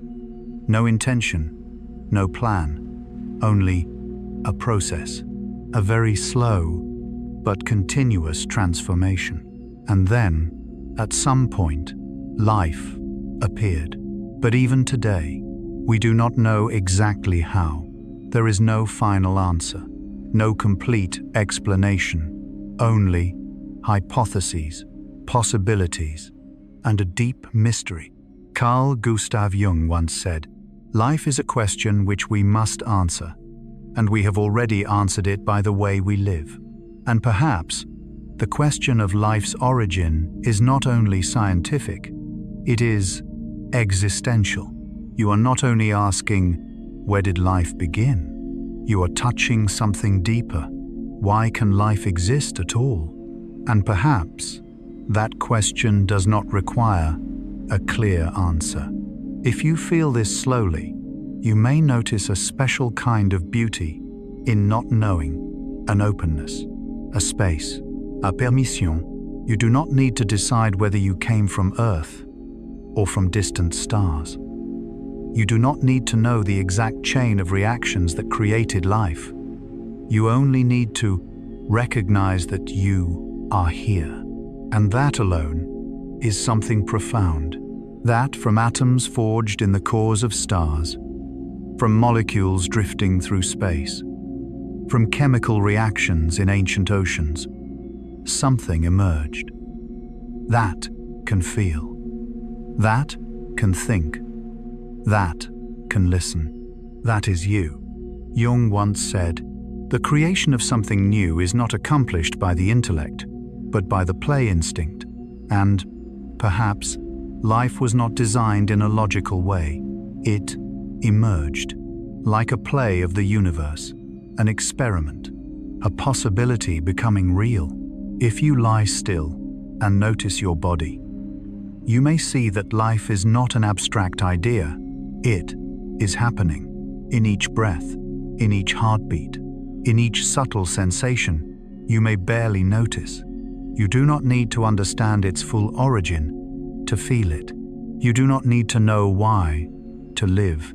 And perhaps that itself is part of the beauty, that some things do not need to be fully explained to have meaning. If you release the need for a final answer, you may feel a deep relief that you do not need to know exactly where you come from to belong. You do not need to understand the entire universe to be part of it. You do not need to decode life to live. And in that letting go, your mind becomes quieter, no longer tense in searching, no longer trying to grasp, only being there, with a vast mystery, no longer heavy, but gentle, like a story not yet finished. But you do not need to hear the ending to feel complete. And as you remain in that state, everything slows, thoughts soften, questions dissolve, leaving only a deep feeling that you are part of something vast, ancient, and alive. No need to understand, only to feel, and let that feeling hold you, gently carry you further into a quiet sleep within a mystery still unfolding. The universe may not be unique. As you move deeply into the compelling question of life, as you accept that some things do not need complete answers, another door opens, not to explain, but to expand. That, perhaps, this universe is not all there is. You may be used to thinking that the universe is everything that exists, a vast space containing all galaxies, all stars, everything that can be. But then, a hypothesis appears, very subtle, hard to grasp, yet profound, that perhaps our universe is only a bubble, a small part within something far greater. This is called the multiverse, not one universe, but many. There may be countless bubble universes, each with its own laws of physics, its own structure, even entirely different ways of existing. Some may have no gravity, some may have no time as you understand it, some may not allow stable matter to form, and some may resemble your universe, but slightly different. A very small change, yet enough to create an entirely different reality. Carl Gustav Jung once said, "The world hangs on a thin thread, and that is the psyche of man." And, perhaps, as you consider the multiverse, you begin to realize that the reality you experience is not the only one possible. It is one possibility among many, and that does not make your world less meaningful. Instead, it makes it more wondrous. Because among countless possibilities, you are here, in this reality, in this moment. And what is unique about this idea is, we cannot directly verify it. There is no way to travel to another universe, no clear signal from beyond, no definitive proof, only inference, models, possibilities arising from mathematics and physics. And this places you in an interesting state, between knowing and not knowing, between possible and impossible, between real and imagined. Jung once said man needs difficulties. They are necessary for health. And perhaps ideas like the multiverse are not for belief or disbelief. They exist to expand you, to show your mind that what you call reality may be only a small part.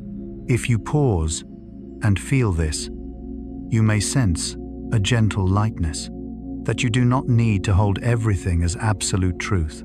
You do not need certainty about everything. You can remain in uncertainty without unease, because uncertainty is not always a lack. Sometimes it is space, a space to imagine, to expand, to allow the unknown to exist. If there are many universes, there may be many versions of reality, but you do not need to seek them, do not need to understand them all. You only need to be here, in the reality you are experiencing, and recognize that it is enough. Jung once said, "The privilege of a lifetime is to become who you truly are, and perhaps, no matter how many universes exist, your journey is here, in this life, in this experience, within you. If you lie still and notice your body, you may realize you do not need to travel far to touch something wondrous. You do not need to step into another universe, because even this reality is already deep, wide, mysterious. Your thoughts, your dreams, your unnameable feelings are all small universes within you, and they too are not fully verified, not fully understood, yet they are real. So perhaps the question is no longer how many universes are there, but how fully can you be in this one? You do not need to hold the entire picture, do not need to know all possibilities. You only need to allow yourself to be in this moment, gently, without force, without needing to understand everything. And as you do, a deep peace spreads, not because everything is clear, but because you no longer need it to be. You can drift in a reality that does not need to be unique, in a universe that may be only a small part, in a story with no clear ending, and that is no longer frightening, but becomes gentle, open, and very quiet. Like a dream you do not need to explain, yet still feel complete. And as you soften further, as you release your grip on the limits of reality, your mind becomes lighter, wider, softer, ready to enter a deeper space where nothing needs to be defined, only felt. And from there, sleep comes naturally, as if you are drifting between universe bubbles, light, distant, and slowly dissolving into a boundless space, soft, without edges, where you do not need to know where you are, only to arrest. Great paradoxes, as your mind expands to accept that the universe may not be unique, as you allow possibilities beyond intuition to exist without needing immediate proof, another feeling appears, a very strange one, that even what we thought we understood most clearly begins to feel uncertain, not because we know less, but because we measure more precisely. And the more we measure, the more we see things do not perfectly align.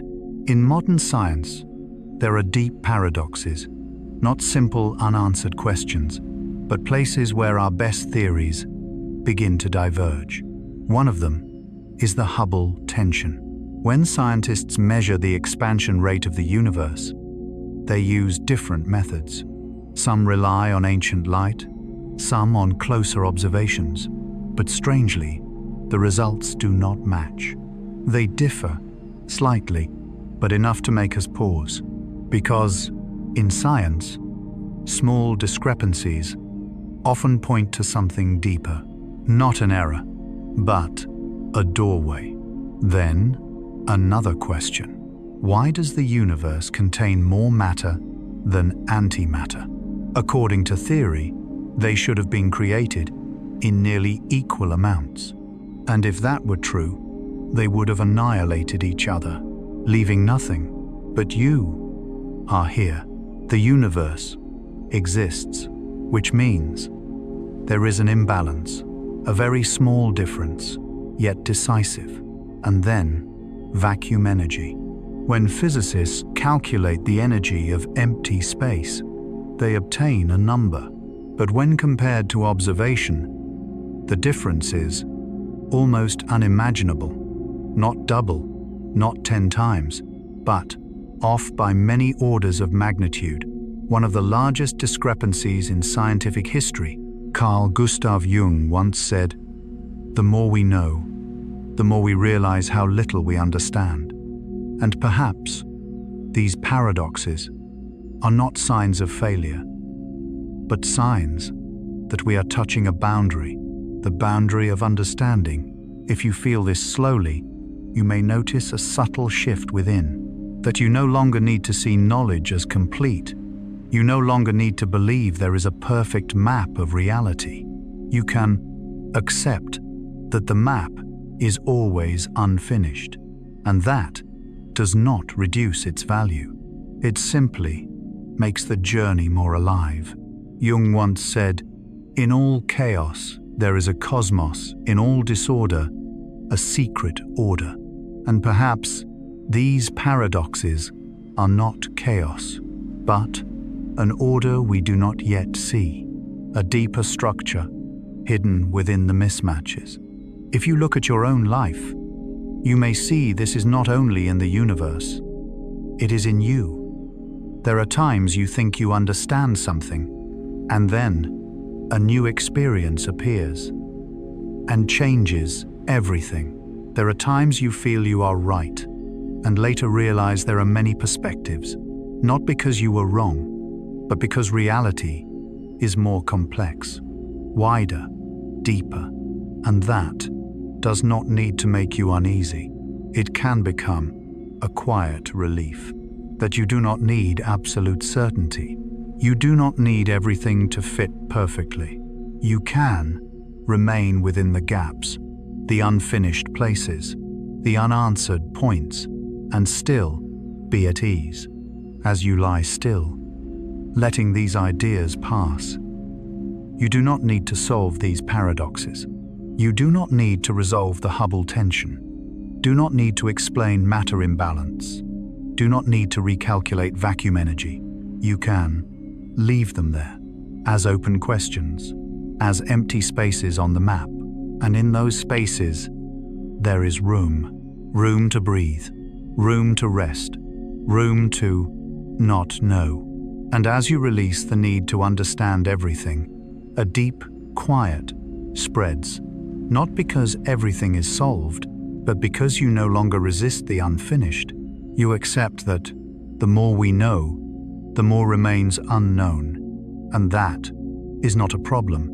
It is part of the journey, part of existing in a universe, still unfolding. And in that acceptance, your mind settles. Questions become lighter, further away, like stars. You can see, but do not need to reach. And you can drift in that space. No need to understand everything. No need to hold on. Only to be, gently, quietly, surrounded by a universe, not perfect, but enough. And as you remain in that state, sleep comes naturally, not as an ending, but as a release, a letting go of the need to know, returning to feeling, slower, softer, and gradually dissolving into deep stillness, where all paradoxes no longer need answers, leaving only a gentle peace, holding you in the night. Tôi tiếp tục dịch với vai trò chuyên gia dịch thuật Việt. Anh đảm bảo chính xác đầy đủ, không thêm hoặc lược bỏ, với văn phong nhẹ nhàng sâu lắng theo tinh thần Carl Jung, phù hợp để thư giãn trước khi ngủ. Time and the fate of the universe. As you move beyond the paradoxes, as you accept that the universe is not always consistent in the way we expect, one final question begins to emerge, not about the past, not about origins, but about the ending. Where is this universe going? If you look at the night sky, everything may seem stable. The stars appear eternal. Galaxies drift quietly, as if nothing ever changes. But in truth, everything is moving, and very slowly, everything is changing. Scientists believe that the universe is expanding. The space between galaxies is growing. And what is remarkable is that this expansion is not slowing down, but accelerating. An invisible force, which we call dark energy, is pushing everything apart, gently, continuously, invisible, yet real. And this force may determine the fate of the entire universe. One possibility is heat death, a name that sounds intense, but in reality is very quiet. Not an explosion, not a collapse, but a fading, very slow, very long. Stars will gradually go dark. Temperatures will fall. Energy will spread evenly until there is no difference left, no flow, no process, only a state of complete balance, a universe that is cold, still, and almost without events. But there is another possibility. If dark energy grows stronger over time, it may pull everything apart so quickly that even the most tightly bound structures are torn apart. Galaxies dissolve, star systems separate, planets drift away. Eventually, even atoms can no longer hold together. An ending not of stillness, but of complete disintegration. This is called the Big Rip. But what matters is, we do not know which will happen. There is no final answer, no ending already written. Carl Gustav Jung once said, "The future is not something we enter. The future is something we create." And perhaps, even on a cosmic scale, the future is not entirely fixed. It is open. If you feel this slowly, you may notice a very gentle lightness, that even something as vast as the universe does not have a complete script. It does not know exactly what it will become. It simply continues. And that is also true for you. You do not need to know your future precisely. You do not need a clear ending. You do not need certainty about where everything is going. You can remain within the process. Like the universe, Jung once said, "I am not what happened to me. I am what I choose to become." And perhaps your life is not a straight line leading to a fixed ending. It is an open journey, a sequence of possibilities, a flow, changing moment by moment. If you lie still and notice the sensations in your body, you may realize that you do not need to reach the end right now. You do not need to know how the story finishes. You only need to be here, in this moment, in this breath, in this quiet. And that is enough. Because life does not unfold at the ending. It unfolds in the present, in small moments, in subtle sensations. If you release the need to control the future, a deep peace begins to emerge. Not because everything is guaranteed, but because you no longer need guarantees. You can trust the process, trust the flow, trust that you can continue even without knowing exactly where you are going.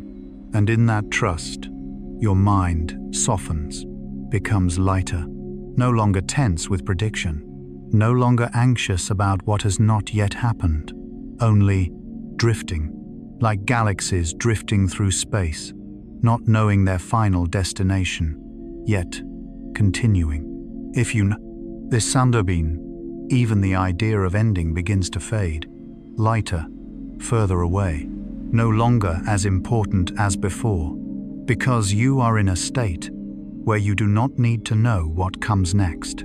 You only need to rest. And as you allow yourself to remain in that state, sleep comes naturally, not as an end of the day, but as a continuation, a gentle drifting from awareness into another space, softer, quieter, without needing definition, like the future of the universe, still unwritten. Your dreams are the same. They are waiting for you. No need to know in advance, only to relax and let yourself drift into them, gently, softly, in a night that does not need an ending, only peace, the universe, and understanding. You have moved through all the questions, the mysteries, the vast motions of the universe. As your mind has opened and then softened again, everything now returns to a very gentle point, not an answer, but a feeling that the universe is vast, so vast that it cannot be held within thought, that it is mysterious, not because it hides anything, but because its nature is always deeper than any description, and yet it is not entirely distant, not entirely unreachable, because you are here, breathing, listening, feeling, and that means, in some way, the universe is sensing itself through you. Carl Gustav Jung once said, "Who looks outside dreams, who looks inside awakes." And perhaps the journey you have just taken was not outward, but inward, where you begin to realize that what you call the universe and what you call the mind are not entirely separate. They reflect one another. You are small, very small, compared to galaxies, to endless space, to billions of years. But you also have something very special. You can recognize that. You can feel your smallness without disappearing. You can be aware of existence, and that is not small. Jung once said, "The privilege of a lifetime is to become who you truly are." And perhaps becoming yourself is not a destination, but a process of realizing that you do not need to understand everything to live fully. If you pause and feel this, you may notice a deep softness spreading, that you do not need to explain the entire universe, do not need all the answers, do not need to understand everything you have heard. You only need to know that you are here, and that is enough. The universe does not ask you to understand it. It does not demand that you grasp its entire structure. It simply allows you to exist within it, very naturally, very quietly, and within that permission, you can let go. Let go of the need to know. Let go of the need to control. Let go even of unanswered questions, not because they do not matter, but because you do not need to carry them right now. You can set them down, gently, like placing something heavy out of your hands. And as you do, your mind becomes wider, but not tense, more open, but not tired, only quiet. If you listen deeply, you may realize that everything you have just experienced was not a collection of knowledge. It was a state of openness, of acceptance, of being in a world not fully understood, yet still felt. And in that state, there is no pressure, no urgency, no goal to reach, only presence, very light, very deep. You do not need to understand the universe. Truly, you do not, because even those who study it their whole lives do not fully understand it, and perhaps never will. But that does not make the journey meaningless. Instead, it makes each moment more precious, because you do not need to wait until you understand everything to feel. You can feel now, in this breath, in this quiet, in the sensation of your body slowly relaxing, little by little. You are part of the universe, not as a metaphor, but in a very real way. The atoms in your body were formed in the cores of stars that died long ago. The processes within you are the same physical laws that shape the universe. You are not outside. You are not separate. You are within it. And at the same time, the universe is within you, in your awareness, in your perception, in the way you experience this world. And perhaps the only thing you need to know is that, not a theory, not an answer, but a feeling that you belong. No need to prove it. No need to achieve anything. Only to be. If you let yourself drift with this feeling, everything slows. Thoughts are no longer dense. Questions no longer press. Only a very gentle flow remains, as if you are drifting in space, not needing to know the destination, not needing to know how long the journey is, only to drift, in a story with no fixed ending, no final chapter. A story still unfolding, and you are within it. As all journeys begin to close, as the great questions of the universe no longer need immediate answers, you may feel something very soft spreading within your mind. Not knowledge, not complete understanding, but a settling. You have moved through a vast universe, filled with invisible forces, unsolved mysteries, and phenomena beyond intuition. You have touched questions of life, of time, of endings, and of what cannot be known. But now, none of it needs to be held. You can set it down, gently, like a wave receding from the shore, taking nothing with it, leaving only stillness. Jung once said, "The least of things with a meaning is worth more in life than the greatest of things without it." And perhaps what you have just experienced is not about how much of the universe you understood, but about a very small feeling that you have touched something deeper, not through intellect, but through awareness. You do not need to remember everything, do not need to record it, do not need to analyze, because what truly matters has remained in a very quiet place within you. And now you can allow yourself to rest. Breathe in softly and exhale a little slower. Feel your body gradually releasing, your shoulders softening, your jaw loosening, thoughts no longer clinging. They come and go.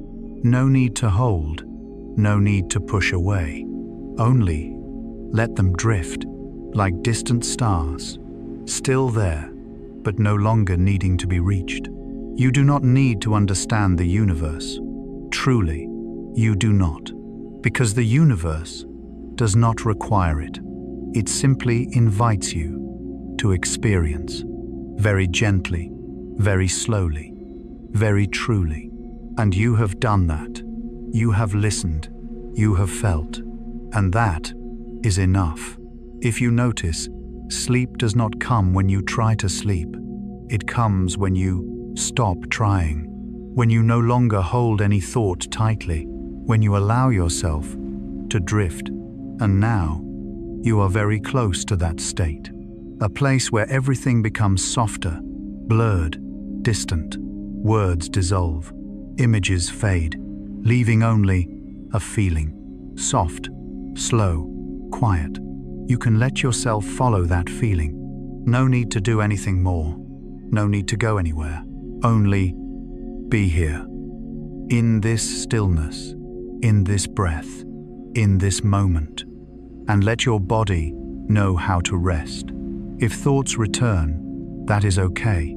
Just see them as clouds. They will pass.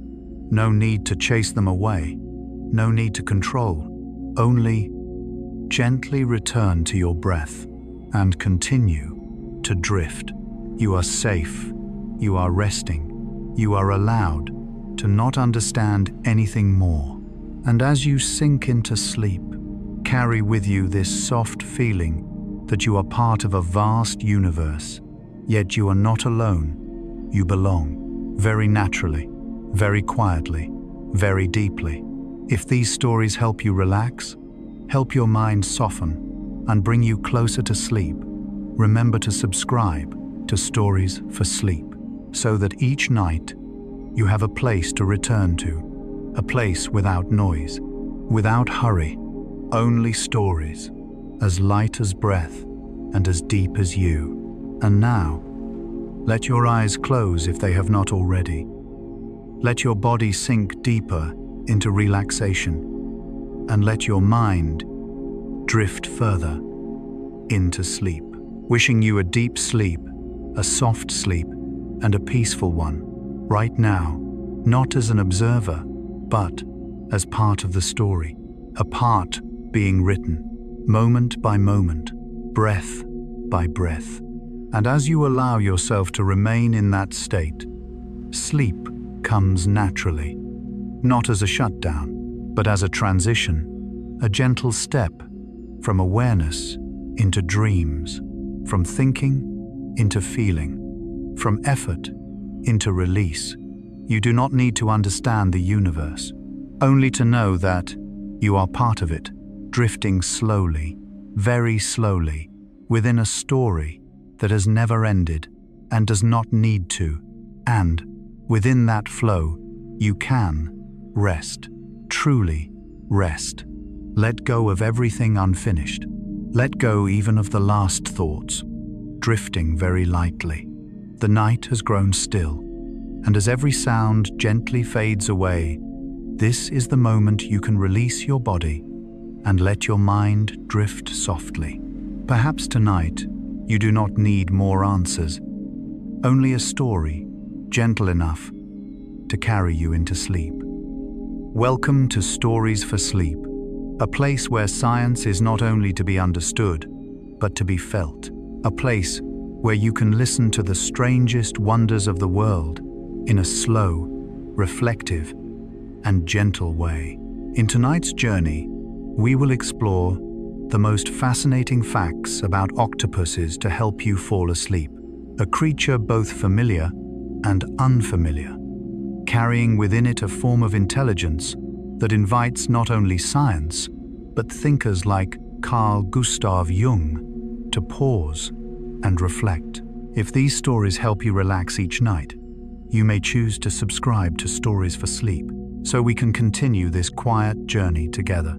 As night falls and the world becomes still, a gentle question begins to appear in the mind. What is intelligence? Really? Does it exist only in the human brain? Or could it be hidden in forms completely unfamiliar, in places we have never imagined, somewhere deep beneath?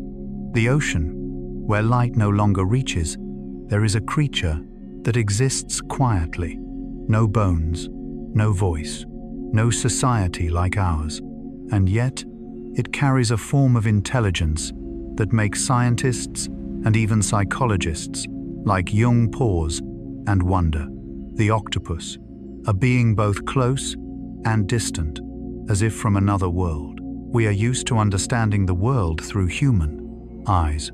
But what if intelligence does not require a face? What if awareness does not reside in a single center? What if there are ways of experiencing the world that we cannot even imagine? In this journey, you do not need to remember anything.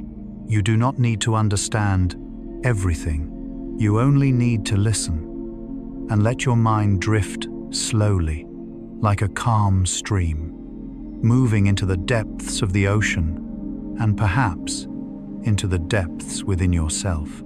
This is not only a story about octopuses, but a quiet space where science, emotion, and the unconscious meet. And as you continue listening, you may begin to realize this story is not only about the octopus, but about the way the human mind sees itself within the unfamiliar. Now, take a slow breath in, and we begin as you gently close your eyes and allow your breath to slow. Imagine yourself standing at the edge of a deep ocean. Not the ocean you once knew with sunlight shimmering on the surface, but a dark, silent ocean where everything moves more slowly, more deeply. Here the world is no longer defined by form, but by sensation, by subtle movements, almost invisible. We begin not with an answer, but with a simple question. What is intelligence? All your life you may have thought of intelligence as something human, something in the brain, connected to language, to logic, to structured thought.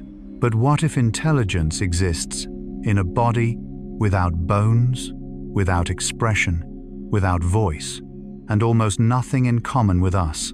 Somewhere beneath the water, such a being exists, quiet, fluid, almost without trace. The octopus, a familiar name, hiding an entirely unfamiliar world. At first you may imagine a soft creature with 8 arms, but as you look more closely, something begins to feel different. as if you are witnessing a form of life outside human logic, something both close and distant, almost alien. And here, Jung's perspective becomes meaningful. He once said, "The meeting of two personalities is like the contact of two chemical substances. If there is any reaction, both are transformed." When you encounter a completely different form of intelligence, you begin to change the way you understand yourself. The octopus is not just something to study. It is like a strange mirror, reflecting the limits of how we define consciousness, awareness, and life. Imagine an intelligence not located in one place, but spread throughout the body. An awareness without words, without concepts, yet still existing, still adapting, still knowing. Your logical mind may feel unsettled because this breaks familiar patterns. But if you do not try to understand immediately and simply feel, you may notice something gentle. There are many ways to exist, many ways to know, more than we have ever imagined. The deep ocean we are entering is not only a physical place. It is like the unconscious Jung once described a space of ancient images, primordial forms, where nothing is bound by clear logic. And within that space, the octopus appears as a living symbol of darkness, of fluidity, of formless intelligence. As you listen, you do not need to remember details. You do not need to analyze. Let the images of the ocean, the slow, soft movements, pass gently through your mind. Let the question, "What is intelligence?" remain unanswered, opening instead a quiet space within. And perhaps, in that silence, you will feel something subtle. That intelligence is not something to possess, but a flow, a state, a way of being. The octopus, in its silence, does not try to explain itself. It simply exists. And in that existence, it quietly challenges everything we thought we knew. And now, as you take your first steps into this unfamiliar world, just continue drifting, slowly, a little deeper, where the strange becomes familiar, and the familiar becomes strange. The journey has only just begun. As you drift deeper, you may begin to notice something subtle, that the strangeness of the octopus is not something distant, but simply another way of being within the same life. In our world, everything is named, categorized, defined. But in the deep ocean, where light no longer exists, boundaries begin to blur. No right or wrong, no center or edge, only movement, soft, continuous, like the flow of the unconscious Jung once spoke of. He believed that beneath consciousness, there is always a deeper ocean filled with ancient images, instincts, and possibilities yet to be discovered. And perhaps, when we look at a creature like the octopus, we are not only looking outward, but touching something very deep within ourselves, a part that needs no words, no structure, a part that simply feels. You may not notice it immediately, but as your mind slows, as you stop trying to control your thoughts, everything softens, like sinking into water, where sound fades away, leaving only a gentle rhythm of your own being. In that space, the octopus is no longer strange. It becomes part of a shared flow, a symbol of adaptation, of formless intelligence, of existing without needing to be anything else. And perhaps this is a very gentle reminder. You do not need to understand everything. You do not need to control every thought. You do not need to become something clearly defined. You only need to exist, like the ocean, like slow movements, like the flow of your own mind, right now. Let everything drift, a little slower, a little softer, and when you are ready, we will go deeper still into the world of the octopus, and perhaps into yourself. When you have grown familiar with the idea of an intelligence without a center, when you no longer search for a single brain to explain every action, we can now gently move forward into a very fascinating aspect, the way an octopus solves problems. Not hurried, not loud, but deeply subtle. Imagine, in a quiet underwater space, there is a transparent glass jar. Inside, there is food. For many creatures, this might be an impossible barrier. But for the octopus, it is not an ending, but an invitation to explore. It does not rush in blindly. It does not panic. It does not try to break it immediately. Instead, it touches the jar, feels it, gently turns it, tries one way, then pauses again, as if it is thinking, but not in the way we are used to. It learns through each attempt. If one method does not work, it does not repeat it exactly. It adjusts, changes the angle, changes the force, changes the approach, a process very slow, very patient, yet deeply aware. And then the lid opens. No loud victory, only a natural continuation, as if it was always meant to happen. What makes this moment special is not that the prose octopus opens the jar, but how it approaches the problem, not through strength, but through curiosity, not through pressure, but through flexibility.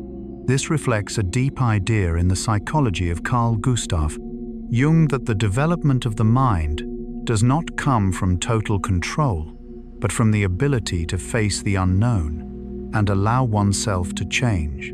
He once wrote, "There is no coming to consciousness without pain.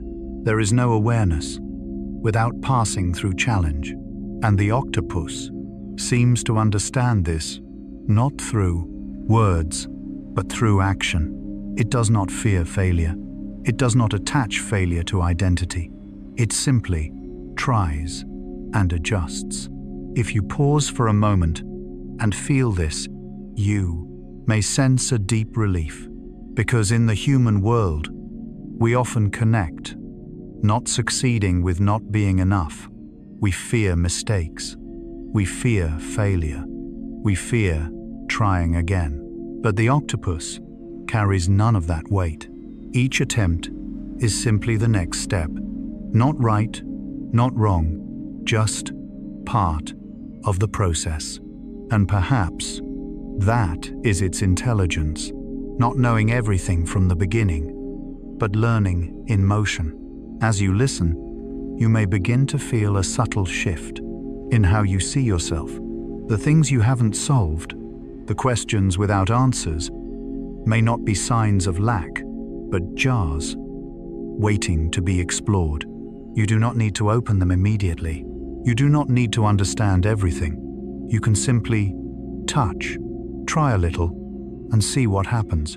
Like the octopus, you can learn without pressure. You can change without self-blame. You can move forward, step by step, very small, but very real. And within that process, there is something essential: curiosity. The octopus does not solve problems only because it must, but because it seems to want to. A gentle exploration, a quiet interest in the world, without urgency, without tension, a quiet curiosity. If you allow your mind to return to that state, everything becomes lighter. No longer problems to solve, but experiences to explore. You do not need to rush toward answers. You can stay with the question a little longer, like the octopus touching the jar, not rushing, not tense, simply present. And in that presence, solutions begin to appear, not from force, but from connection between you and what you are facing.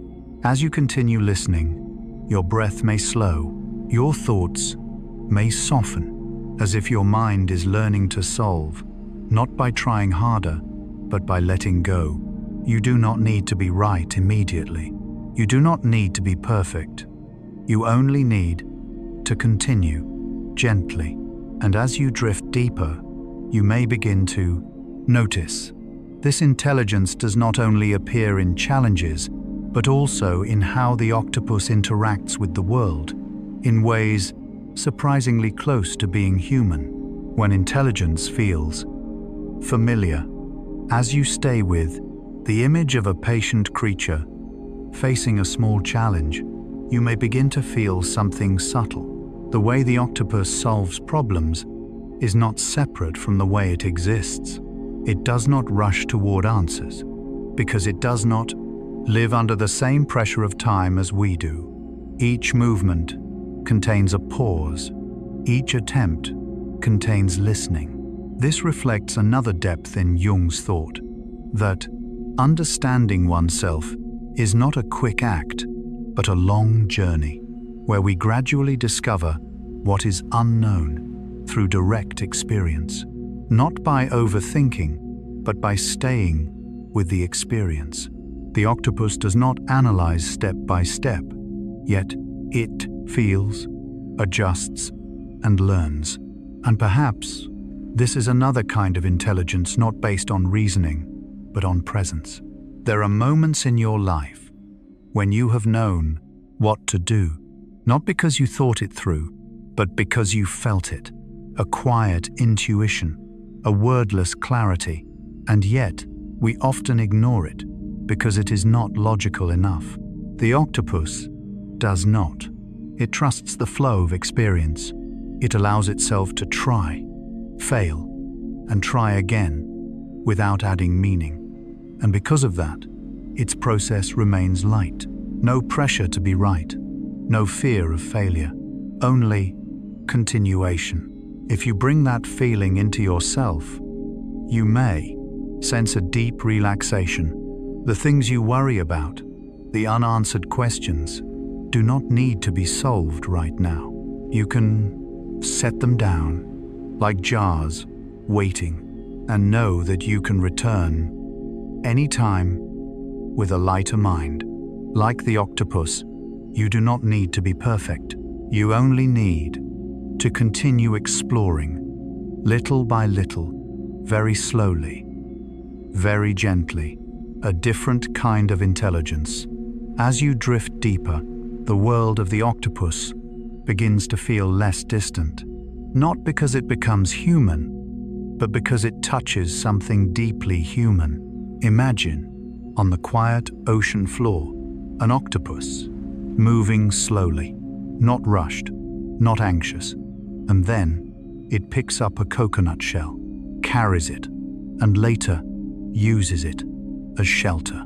A simple act, yet something profound. It prepares for the future, not a reflex, not random, but a form of planning. This surprises us, because we often believe that imagining the future belongs only to humans, and yet, in its silence, the octopus expresses it naturally, and then it hunts alongside fish, a fragile cooperation, without language, without agreement. But when the fish does not cooperate, the octopus may respond, even correcting it, a behavior both instinctive and social. Here, the line between instinct and awareness begins to blur. And perhaps this is what makes the octopus so special. Not just its intelligence, but that its intelligence does not follow our familiar path. Jung once said, "Everything that irritates us about others can lead us to an understanding of ourselves." Perhaps what surprises us about the octopus reveals the limits of how we define ourselves. We often think planning intelligence cooperation, society, building civilization. But the octopus, without language, without culture, without complex society, still expresses these behaviors. So where is intelligence? Really, perhaps It is not in form, not in structure, but in the ability to adapt and connect with the world. And as you feel this, a quiet closeness may arise, that within you there are parts that function in the same way, small actions, yet deeply human. And perhaps the octopus is not like humans, but touching a form of intelligence that humans are also part of, touching the world. As you move beyond vision, a different doorway opens a way of knowing not through sight, but through touch. The octopus does not rely on eyes alone. It knows the world through its arms, through contact, through direct experience. It can even taste through touch. For us, knowing often comes from distance, from images, from light. But for the octopus, distance dissolves. It does not observe from afar. It comes close, touches, and allows the world to enter. No separation between observer and observed, only contact. Jung once said, "Who looks outside dreams, who looks inside awakes." And perhaps the octopus does both. It does not analyze from afar. It experiences directly, and in that, there is a quiet truth. You too have known this. When you feel water, when you hear sound, when you simply lie still and feel your own body, that is not thinking, that is direct experience. And perhaps peace does not come from understanding everything, but from no longer needing to understand immediately, only to feel, slowly, softly, letting the world touch you. As you touch it, it quietly disappears, not in a dramatic moment, but in a very gentle fading, like a wave returning to the ocean. There is something in this story that makes us pause, not because of sadness, but because of a feeling so deep, so difficult to name. Because, in the human world, sacrifice is often tied to choice, but here, there seems to be no hesitation, no inner conflict, no question of why, only a complete action. Carl Gustav Jung once wrote, "The privilege of a lifetime is to become who you truly are." And perhaps, for the mother octopus, that journey is not about becoming an individual, but about fulfilling the deepest role of life itself to give without holding back. Not out of duty, not out of morality, but because that is its nature, a nature that does not need explanation, only to be fully lived. And if you listen slowly, you may begin to notice that in this story, there is not only death, there is continuation, there is transition, there is a circle with no beginning and no end. The mother octopus does not disappear. It becomes what comes next, in those tiny lives, in their first movements, in the currents that carry them away. A part of it continues. And perhaps this is where the story of nature touches the depth of the human psyche. We often fear loss, fear endings, fear letting go, but nature seems to follow a different principle. Nothing truly disappears. There is only transformation. One kind of ending is the beginning of another. And when you allow yourself to rest with that thought, gently, without forcing it, you may feel a very soft peace, that not everything needs to be held onto. Not everything needs to last forever. Some things only need to be fully lived in their moment, like the mother octopus, not living long, but living deeply.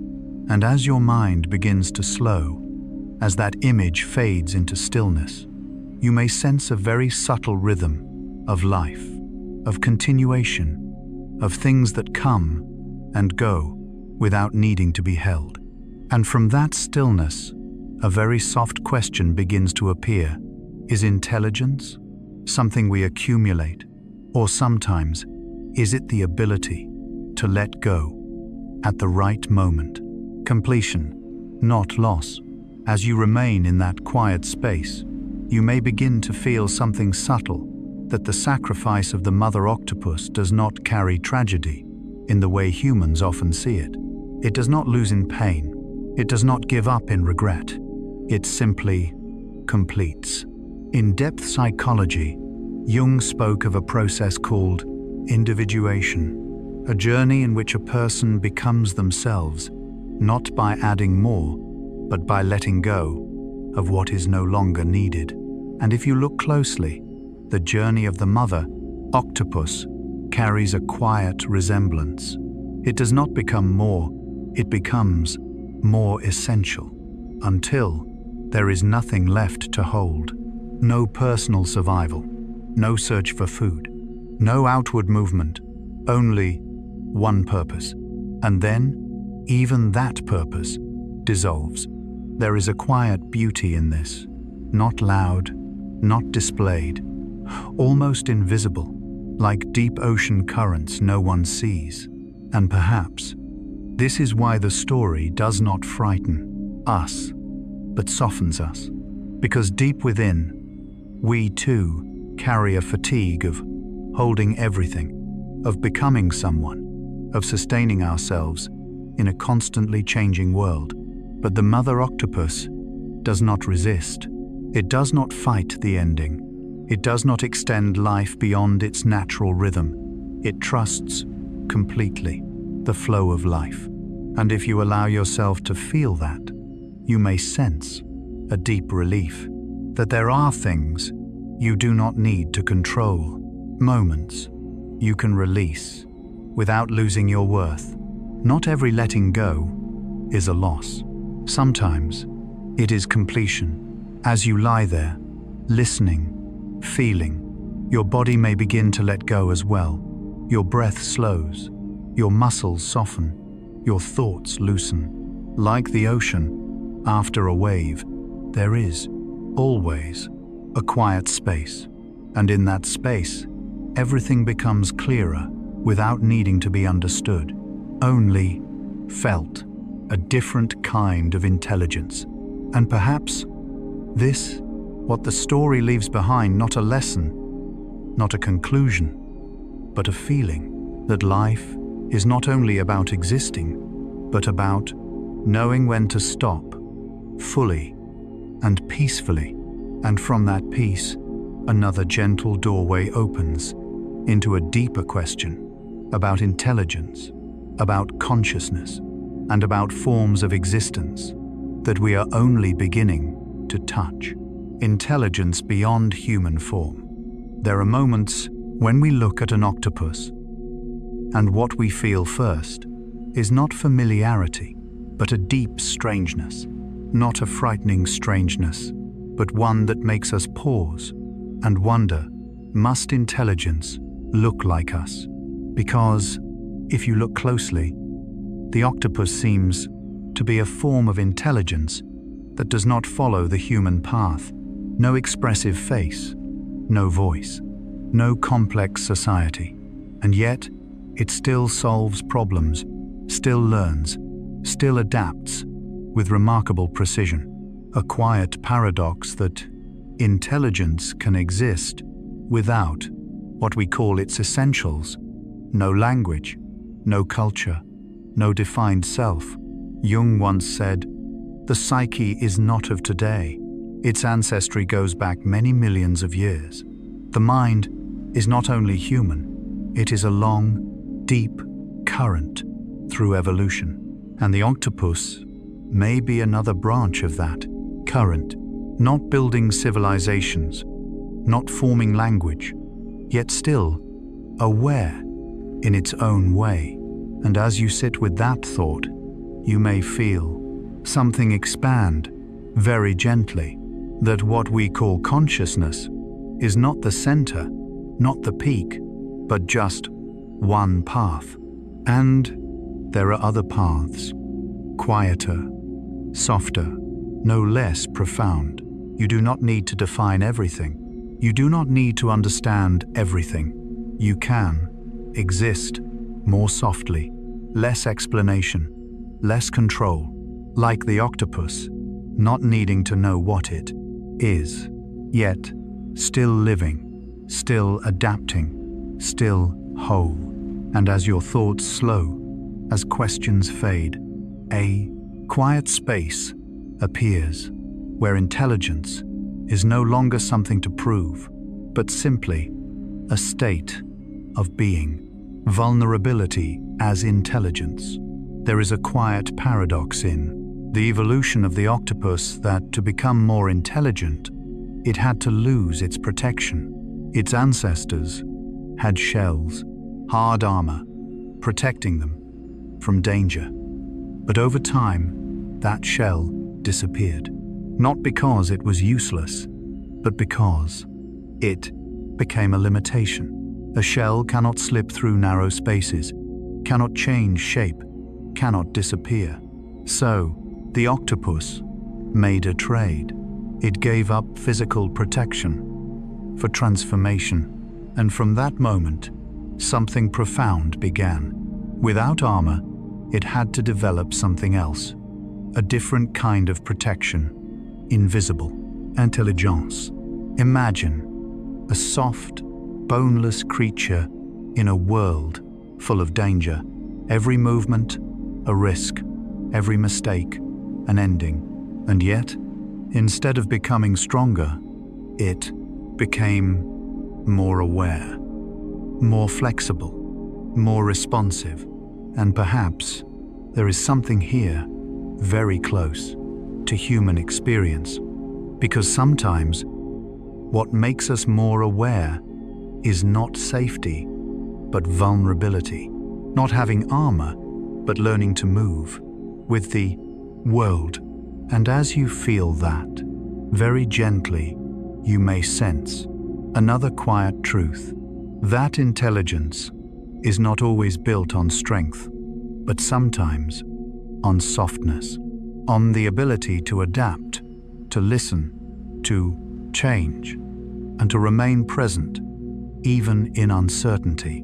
And as your mind drifts further, slower, softer, you may no longer need to hold on to any idea, no need to understand, only to rest in the quiet flow where everything is simply allowed to be.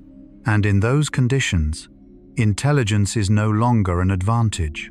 It becomes a condition for survival. It must learn faster, respond more flexibly, perceive its environment more clearly, not to become superior, but simply to survive one more day. And if you listen deeply, you may realize this story is not only about the octopus, it touches something deeply human. Because in life, it is often in the moments when we feel most vulnerable that we are forced to change, to learn, to grow. Not when everything is safe, not when everything is easy, but when we no longer have our familiar shell. Carl Gustav Jung once said, "There is no coming to consciousness without pain." Consciousness does not arise from comfort. It arises from friction, from limitation, from moments that force us to face ourselves. And perhaps the intelligence of the octopus emerges in the same way, not from abundance, but from lack, not from safety, but from fragility. As you reflect on this, in the quiet of the moment, you may feel something shift very gently in how you see your own vulnerability. Perhaps it is not only a weakness. Perhaps it is an opening, a doorway that asks you to look deeper, to feel more, to become more flexible. Like the octopus, unable to rely on strength, so it must rely on intelligence. There is a quiet beauty in this, not loud, not displayed, but present. In small changes, over time, you may not become stronger in obvious ways, but you become more sensitive, more aware, more adaptable. And sometimes, that is the deepest form of strength.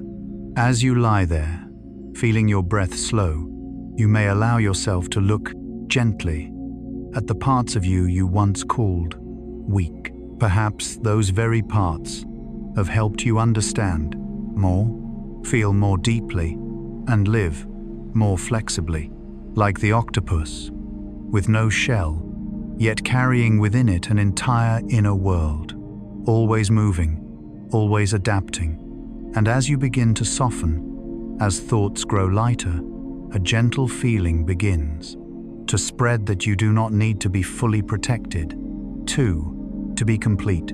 Sometimes it is within imperfection that intelligence begins, and from that soft realization, another doorway slowly opens, where the body of the octopus is not only flexible, but holds biological mechanisms so unusual, they almost seem beyond what we once believed about life, evolution, as letting go. As you stay with this idea of loss, you may begin to notice something subtle, that evolution is not always a process of gaining. Sometimes it is a process of letting go of what no longer fits, letting go of protections, once necessary, but now limiting.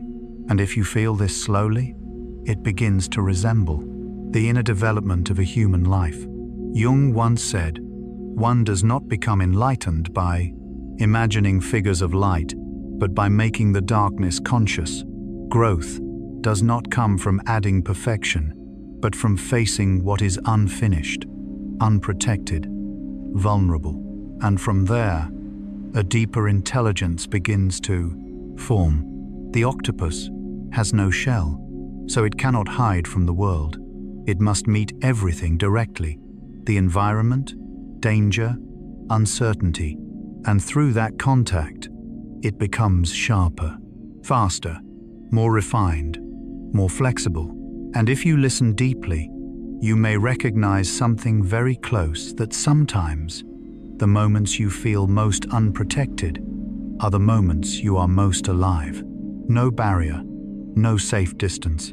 Everything becomes more real, more vivid, and also more fragile. Yet, within that fragility, something begins to grow, the ability to feel, to adapt, to let go when needed.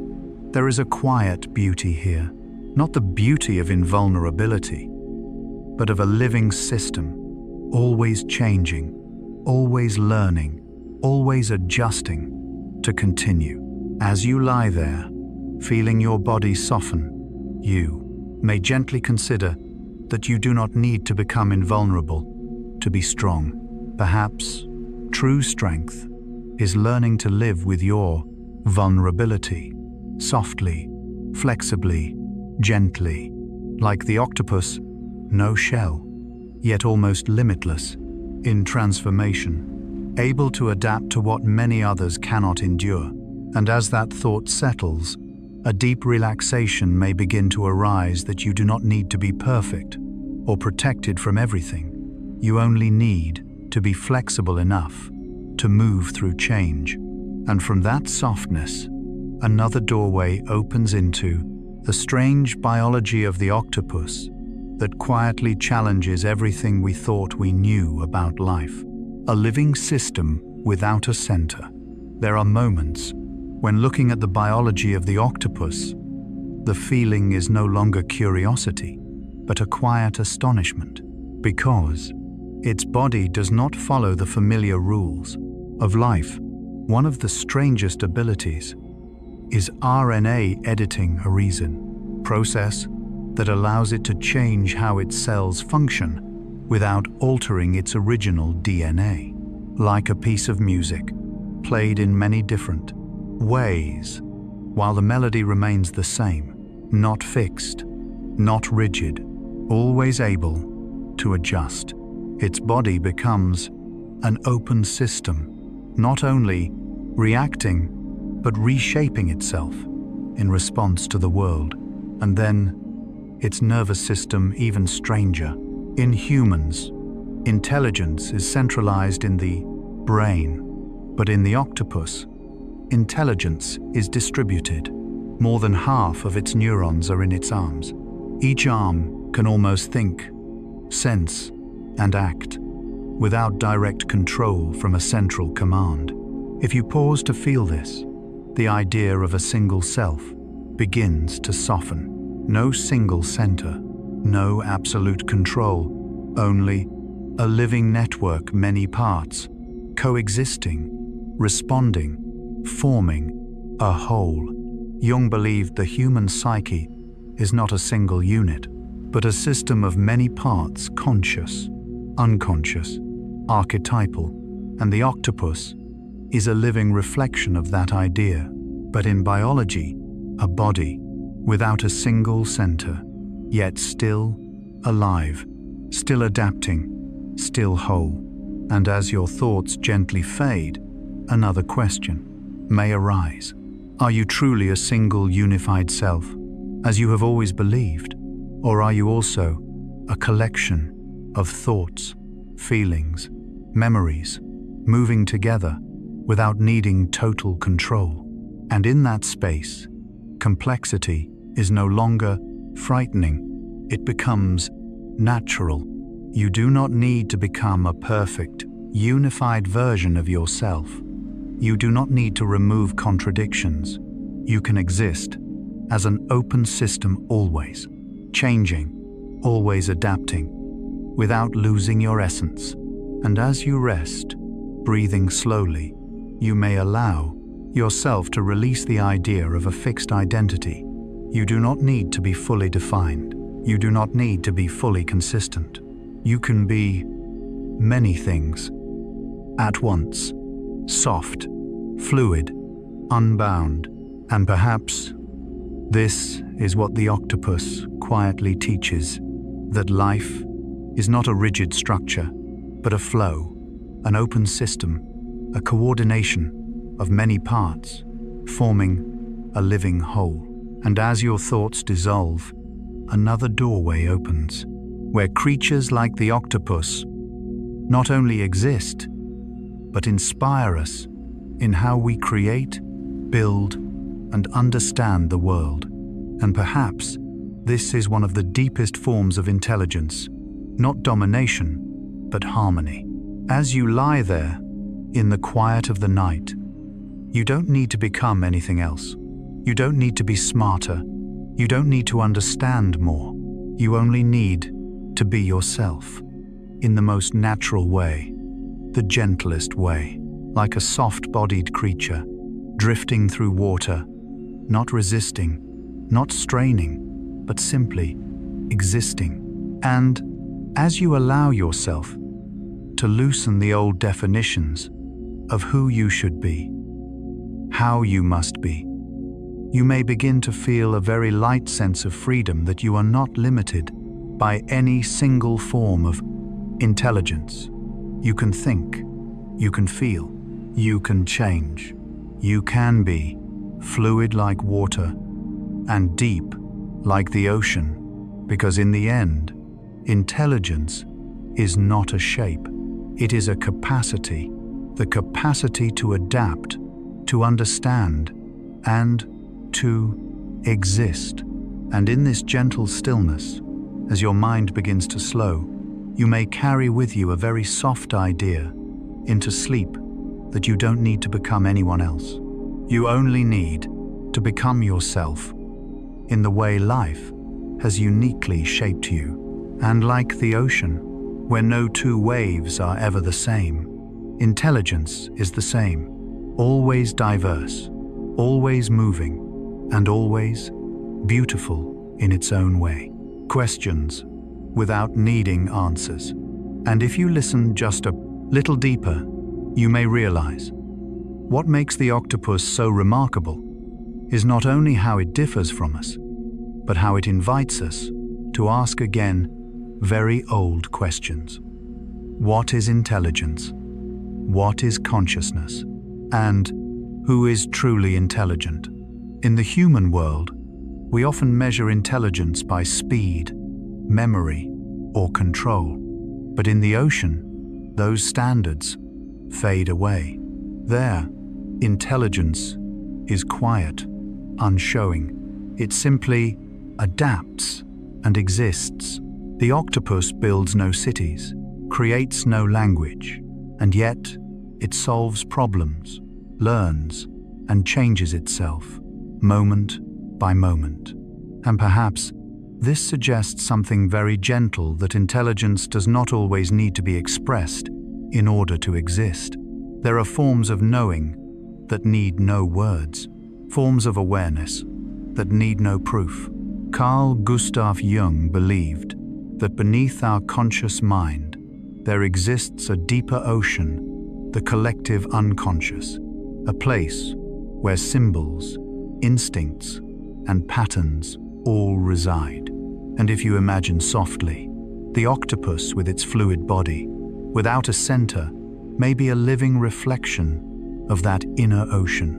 No clear boundaries, no fixed center, only currents, flowing, connecting, changing. And perhaps this is how the human mind truly works, not like a machine, but like a living ocean. When you try to control every thought, you feel tired.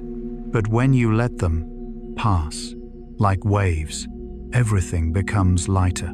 And tonight, you don't need to understand everything. You don't need to define intelligence or solve the mystery of life. You only need to feel. Feel the vastness of the world. Feel the diversity of life. And feel that you are part of that diversity. You don't need to be like anyone else. You don't need a fixed form, because like the octopus, you have your own way to exist, to understand, and to live. And as that thought grows softer, slower, you may allow yourself to drift deeper into a quiet sleep where there are no questions, only presence, gentle like the ocean, never in a hurry. The final descent into rest. And now, after everything we've explored together, from the depths of the ocean to the depths of the mind, you may feel a soft settling, like waves, growing calmer, slower, fading into the night. There are no more questions to answer, nothing left to hold, only a gentle space where you can set everything down. In Jung's view, sleep is not only rest, but a return to deeper layers of yourself, where consciousness fades and the unconscious begins to speak. But tonight, you don't need to go anywhere. You only need to be here, in this stillness, in your slowing breath, in the feeling of your body, growing lighter and lighter. Imagine you are resting at the bottom of the ocean, not dark or frightening, but soft, calm, where everything moves slowly, every sound is distant, and everything gently holds you. The water does not press you, it lifts you, holds you, as if you have no weight. Distant currents continue to flow, small creatures drift quietly by, and the ocean continues in its own way, just like the world continues, even as you sleep. You don't need to control it. You don't need to follow it. You can allow yourself to let go. Jung once said, "In all chaos, there is a cosmos. In all disorder, a secret order." And perhaps sleep is where you don't need to understand that order, only trust it exists. That even when you stop thinking, stop trying, within you, everything is still arranging itself, quietly, naturally, like the ocean, which does not try to be deep.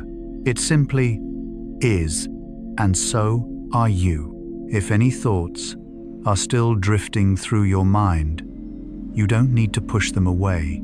Just see them as small ripples, appearing and fading. No need to hold, no need to follow. Your breath can be your only anchor now. One inhale, One exhale, slow, steady, soft, and with each breath, you may feel your body sinking deeper into the bed, into the space around you, into rest. No tension, no effort, only release. The ocean is still there, vast, deep, peaceful, and somewhere a soft, silent creature is still drifting in its own rhythm.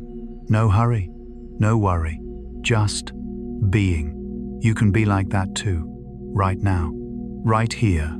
Nothing to become, nothing to do, only rest.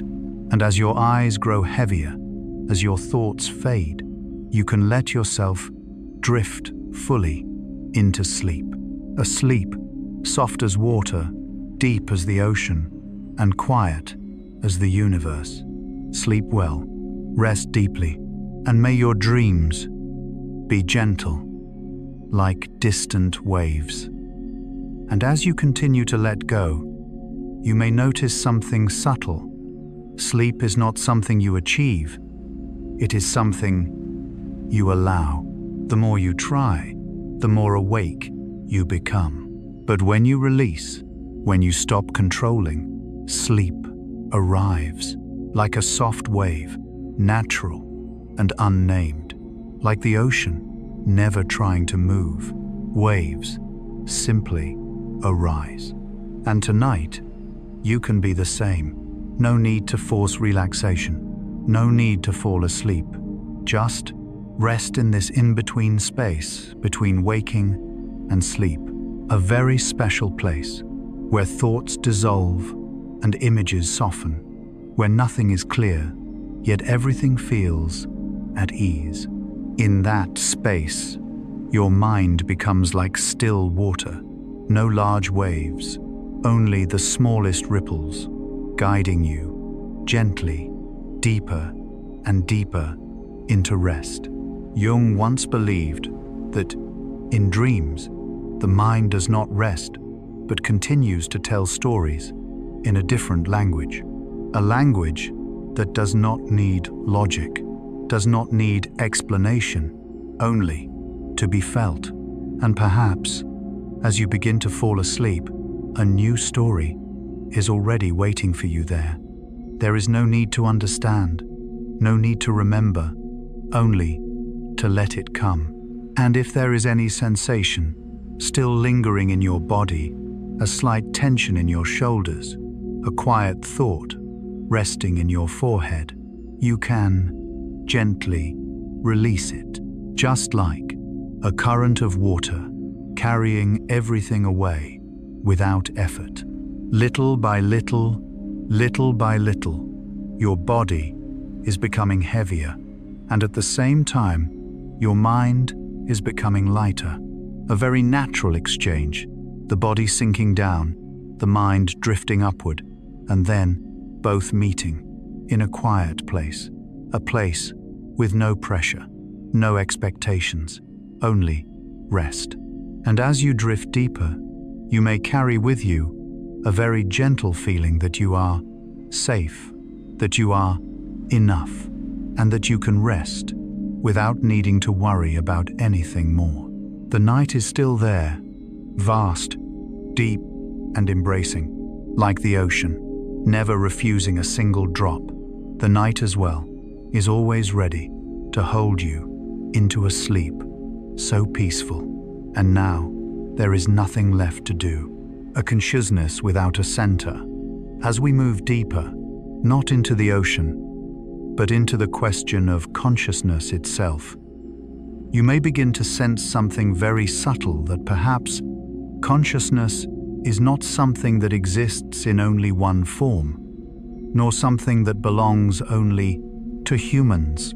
The octopus, a being without language, without complex society, without a clearly defined self as we understand it. And yet, it displays behaviors that we cannot deny. It is experiencing the world in some way. But what is that experience?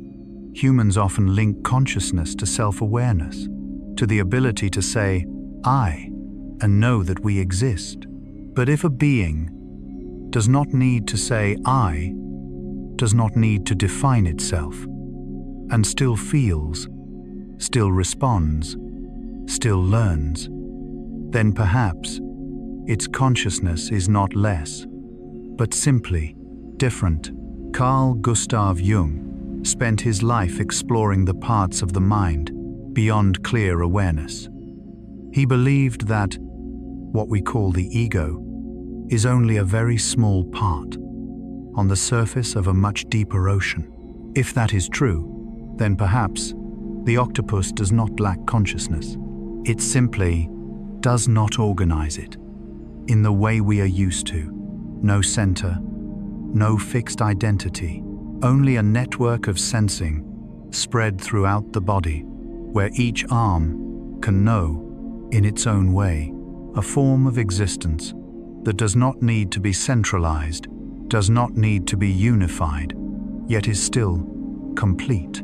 This may feel unfamiliar, even difficult to imagine, because we are used to thinking that consciousness must have a center, must have an observer, must have a self controlling everything. But if consciousness can exist without a fixed center, then what does that mean? It means experience does not need to be owned to exist, like a wave that does not need to know what it is. It still moves, still feels the wind, still touches the shore. The octopus may be living in that way, without a clear I, but still with sensation, still with response, still with presence. And if you listen deeply, this is not entirely unfamiliar. Have you ever been so immersed in a moment that you forgot yourself? When you listen to music and no longer think I am listening, there is only sound and feeling. When you look at the sea and no longer feel separate from it, there is only stillness and presence. In those moments, the self fades, but the experience becomes deeper. Perhaps this is a gentle suggestion that consciousness does not always need a clearly defined ego. Jung once said, "The ego is not master in its own house." And perhaps the octopus is simply a being that never placed the ego at the center to begin with. A form of consciousness that does not divide, does not control, does not try to define itself. It simply experiences, returning to pure experience. As you lie there, in the quiet of the night, you may gently set yourself down for a moment. No need to think, who am I? No need to hold on to every thought. Just feel the breath flowing in and out, your body resting against the bed, the space around you, holding you. No need to name it, no need to analyze, just be. And in that state, you may begin to realize that existence does not need to be explained to be complete. You do not need to understand everything to be able to rest. You do not need to define yourself to be yourself, like the ocean, not needing to know how deep it is, and yet it is deep, and so are you. As your thoughts begin to dissolve, as the boundary between you and sleep softens, you may allow yourself to drift into a lighter state, a state without center, without control, only gentle presence. And in that gentleness, you may see that consciousness is not something to hold. It is something that can softly dissolve, drifting into sleep. And as you remain in this very quiet state, you may begin to notice that the boundary between you and experience is becoming thinner, no longer so clear. Who is thinking? And what is a thought? Only a soft flow, moving through awareness. This may seem unusual, but it is a very natural state. Before we learned to name everything, before we built a clear self, perhaps we experienced the world like this. No separation, no distance, only presence. The octopus may still be living in such a state, not divided between observer and observed, but merged continuously. And perhaps this is not a lesser consciousness, but a consciousness less fragmented. While humans, with all our language, concepts, and analysis, sometimes become too divided, we think about feelings instead of feeling them. We analyze experience instead of living it. And that can make the mind tired. But here, tonight, in this quiet space, you have a gentle opportunity to return to something simpler. No need to understand, no need to name. Just feel your body resting, feel your breath moving, and slowly, everything becomes softer.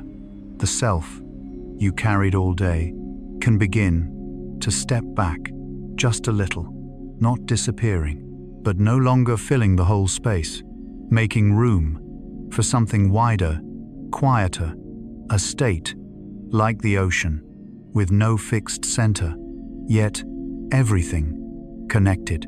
Jung believed the unconscious is not chaos, but a living system with its own order.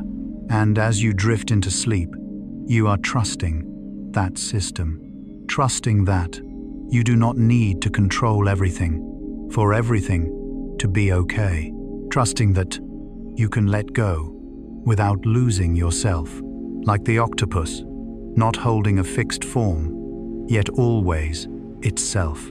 And so are you. You can release your final thoughts, like drops of water returning to the ocean. No need to hold, no need to follow. Just let them dissolve into stillness. And as everything grows lighter, slower, you may feel sleep coming closer, not hurried, not loud, just a very soft transition from awareness into dream. And you can follow it naturally, like water, always finding its way. There is nothing more to do, only drift and sleep. That is the natural complexity of a living mind. Jung once said, "One does not become enlightened by imagining figures of light, but by making the darkness conscious." We do not become aware by looking only at what is illuminated, but by daring to look into the darker parts within ourselves. And perhaps the octopus does not try to bring light to everything. It does not separate light from darkness. It simply exists within the entirety of its complexity. That is not perfection, but it is wholeness. As you lie there, within this quiet space, you do not need to understand all of yourself. You do not need to resolve every contradiction. You only need to allow all of those parts to exist. The clear thoughts and the vague emotions, the things you are proud of and the things you are still avoiding, all of it is you. And when you stop trying to organize everything, stop trying to make yourself perfect, you may begin to feel lighter, like the ocean, which does not need to make every current orderly, and yet it remains deep and still, beautiful. And so are you. To understand the octopus is not to understand a strange creature. It is a very gentle way to realize that intelligence does not need to look the same. Consciousness does not need a fixed form, and you do not need to become simple in order to be whole. You can be complex. You can be contradictory. You can be changing. And all of that is still part of life. As these thoughts begin to drift further, softer, lighter, you may carry with you a gentle feeling that you do not need to fully understand yourself in order to accept yourself, just as you do not need to understand the entire ocean to feel its peace. And within that peace, as everything begins to settle, you may allow yourself to drift deeper into sleep, a sleep where there are no more questions, only presence, gentle and whole, embracing the shadow. And as you remain in this quiet state, you may begin to notice that the shadow is not something to be removed. It is not an enemy, not something wrong. It is simply a part of you not yet fully seen, like the ocean, with depths where light does not reach. Yet it is precisely in those depths that life begins. The octopus does not live at the surface. It belongs to darker waters, quieter, where things are not clearly defined, yet deeply real. And perhaps that is where your shadow exists as well. Not loud, not clear, but always there, influencing and waiting to be recognized. Jung did not suggest we remove the darkness. He gently suggested to look at it with curiosity rather than fear. Because when you do, the shadow is no longer darkness. It becomes a part of understanding. And when you understand it, you become more whole. Like the octopus, not separating itself from its environment, not trying to become clearer or easier to understand. It simply is, even in its strangest parts. And perhaps this is the gentlest lesson of tonight, that you do not need to remove the complex parts of yourself. You only need to accept them. No need to analyze deeply. No need to fix anything right away. Only to recognize that they exist. And when you do, a quiet lightness begins to appear. No more pressure to be perfect. No more need to control everything. Only a peaceful acceptance. You may allow yourself to be imperfect, unclear, not fully understood. And that does not make you weaker. It makes you more real, like the ocean, which does not need to be transparent to be beautiful. It is deep because it holds what cannot be seen. And so are you. As these thoughts drift away, you may feel a gentle peace spreading, not because everything has been solved, but because you no longer need to solve everything right now. You may rest with everything you are, with everything you do not yet understand. And as you allow that, sleep begins to come closer, like a wave, not forcing, only gently holding you. And you may drift with it, without resistance, without further thought, only letting go into a deep quiet where you are fully yourself, whole and at peace, returning to the ocean within. As this journey begins to settle, no longer an exploration outward, but a gentle movement inward, you may begin to feel something familiar yet hard to name. Not a thought, not a clear image, but a feeling as if you are drifting, not drifting somewhere far away, but drifting within your own body. Your breath begins to slow, softer, deeper, one breath in, one breath out, repeating, steady, like ocean waves. If you listen closely, you may notice breath is not just a biological function. It is a rhythm, a movement, a kind of wave, very personal, yet ancient. Because long ago, before language, before complex thought, life began in water. And even now, as you lie here, on land, in a quiet room, within you, there are still traces of that ocean. Your blood still carries a salinity similar to ancient seas. Your cells still function in a liquid environment, like the earliest life that once drifted in the primordial ocean. And perhaps that is why, when you hear waves, when you imagine water, something within you feels safe, not because you understand it, but because you remember. A memory, not in the mind, but in the body. Jung once spoke of deep layers of the psyche that do not belong to the individual, but to the entire history of life. The collective unconscious, a psychological ocean where ancient memories still exist beneath all thought and identity. And as you lie here, in the quiet of the night, perhaps you are gently touching that ocean. No effort needed, no searching required, only remaining in this drifting feeling. Your body is being supported, as if you have no weight. The space around you becomes softer, like water, and you no longer need to hold yourself up. You may completely let go. Thoughts that were once clear now soften like images beneath water, not disappearing entirely, but no longer sharp, only gentle movements, passing and fading. You do not need to follow them. You do not need to understand them. Only let them drift, like a creature in the ocean, not trying to control the current, but allowing itself to be carried naturally. And in that state, you may feel that your body is not separate from the world. You are not just in this space.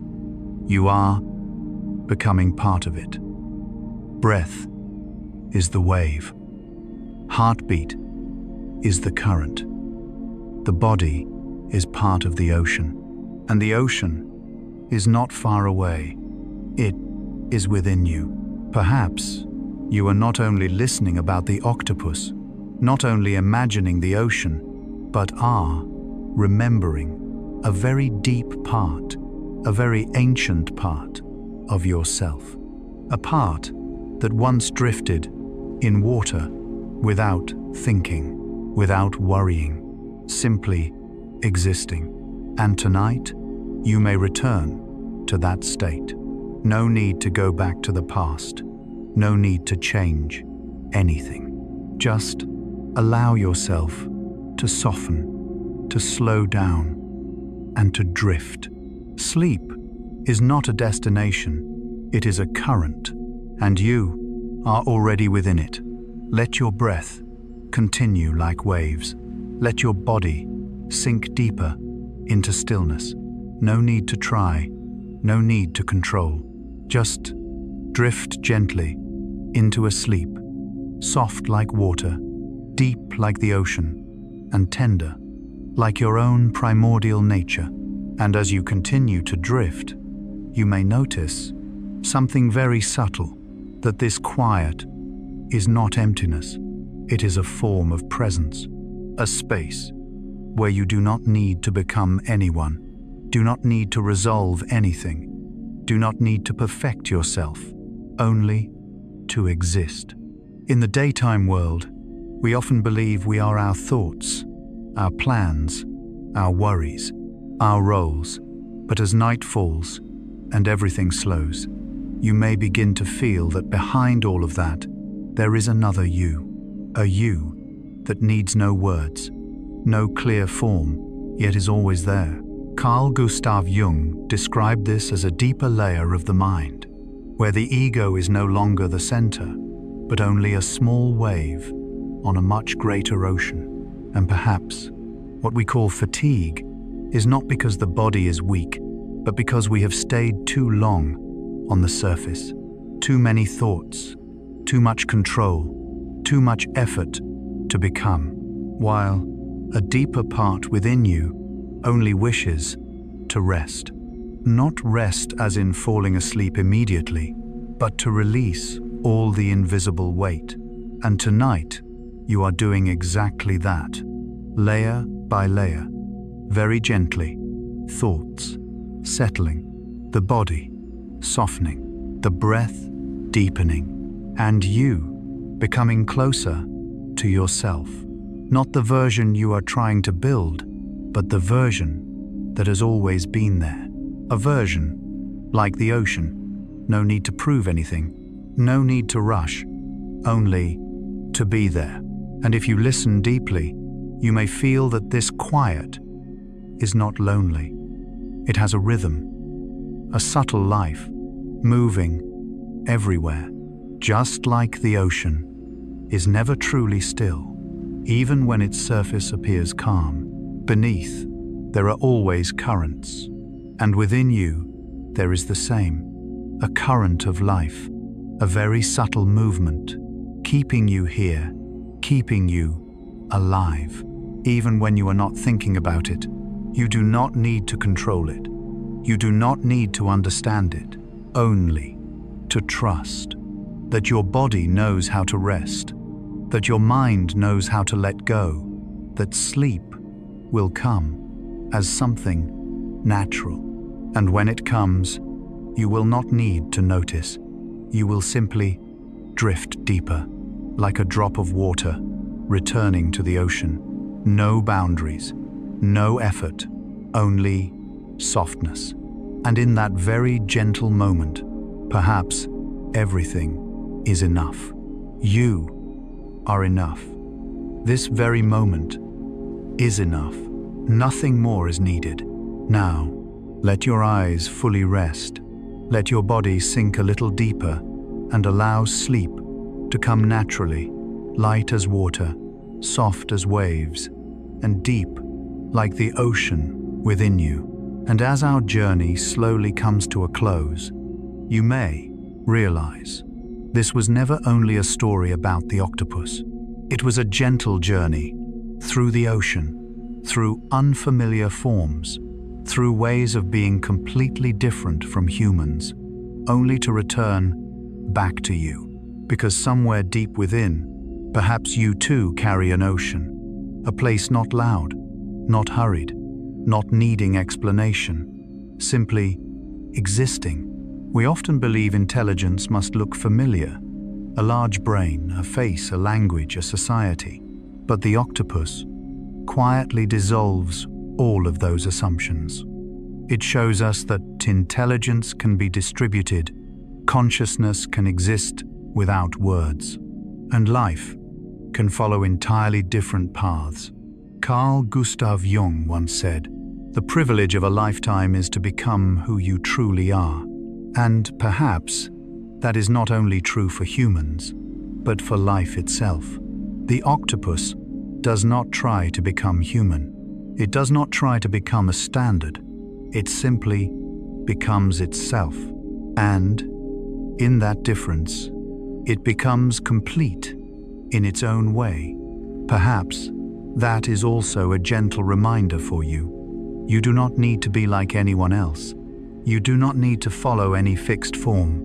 You can be soft like water, flexible like a current, and still be enough in your own way. As you lie here, in the quiet of the night, no one is judging you. No one is asking you to be better right now. There is only you and your gentle breath. Notice softly the inhale, like a small wave reaching the shore. The exhale, like water receding, soft, unhurried, just like that, breath by breath. You do not need to do anything more. No need to force sleep. Only allow your body to rest. Allow your mind to slow down. And if any thoughts pass through, let them drift like small creatures in the ocean, appearing, then fading. No need to hold on. No need to push away. Only observe. And then, little by little, you may feel yourself drifting, not falling, not losing control, but drifting safely, as if you are being held by the ocean within you, an ocean that has always been there. before worries, before roles, before unanswered questions. A place that always knows how to return you to balance. And tonight, you have returned there, very gently, very slowly, very naturally. Perhaps you will not remember everything you have heard, and that is perfectly okay. Because what matters is not remembering, but feeling the slowing down, feeling the softening, feeling that you are allowed to rest.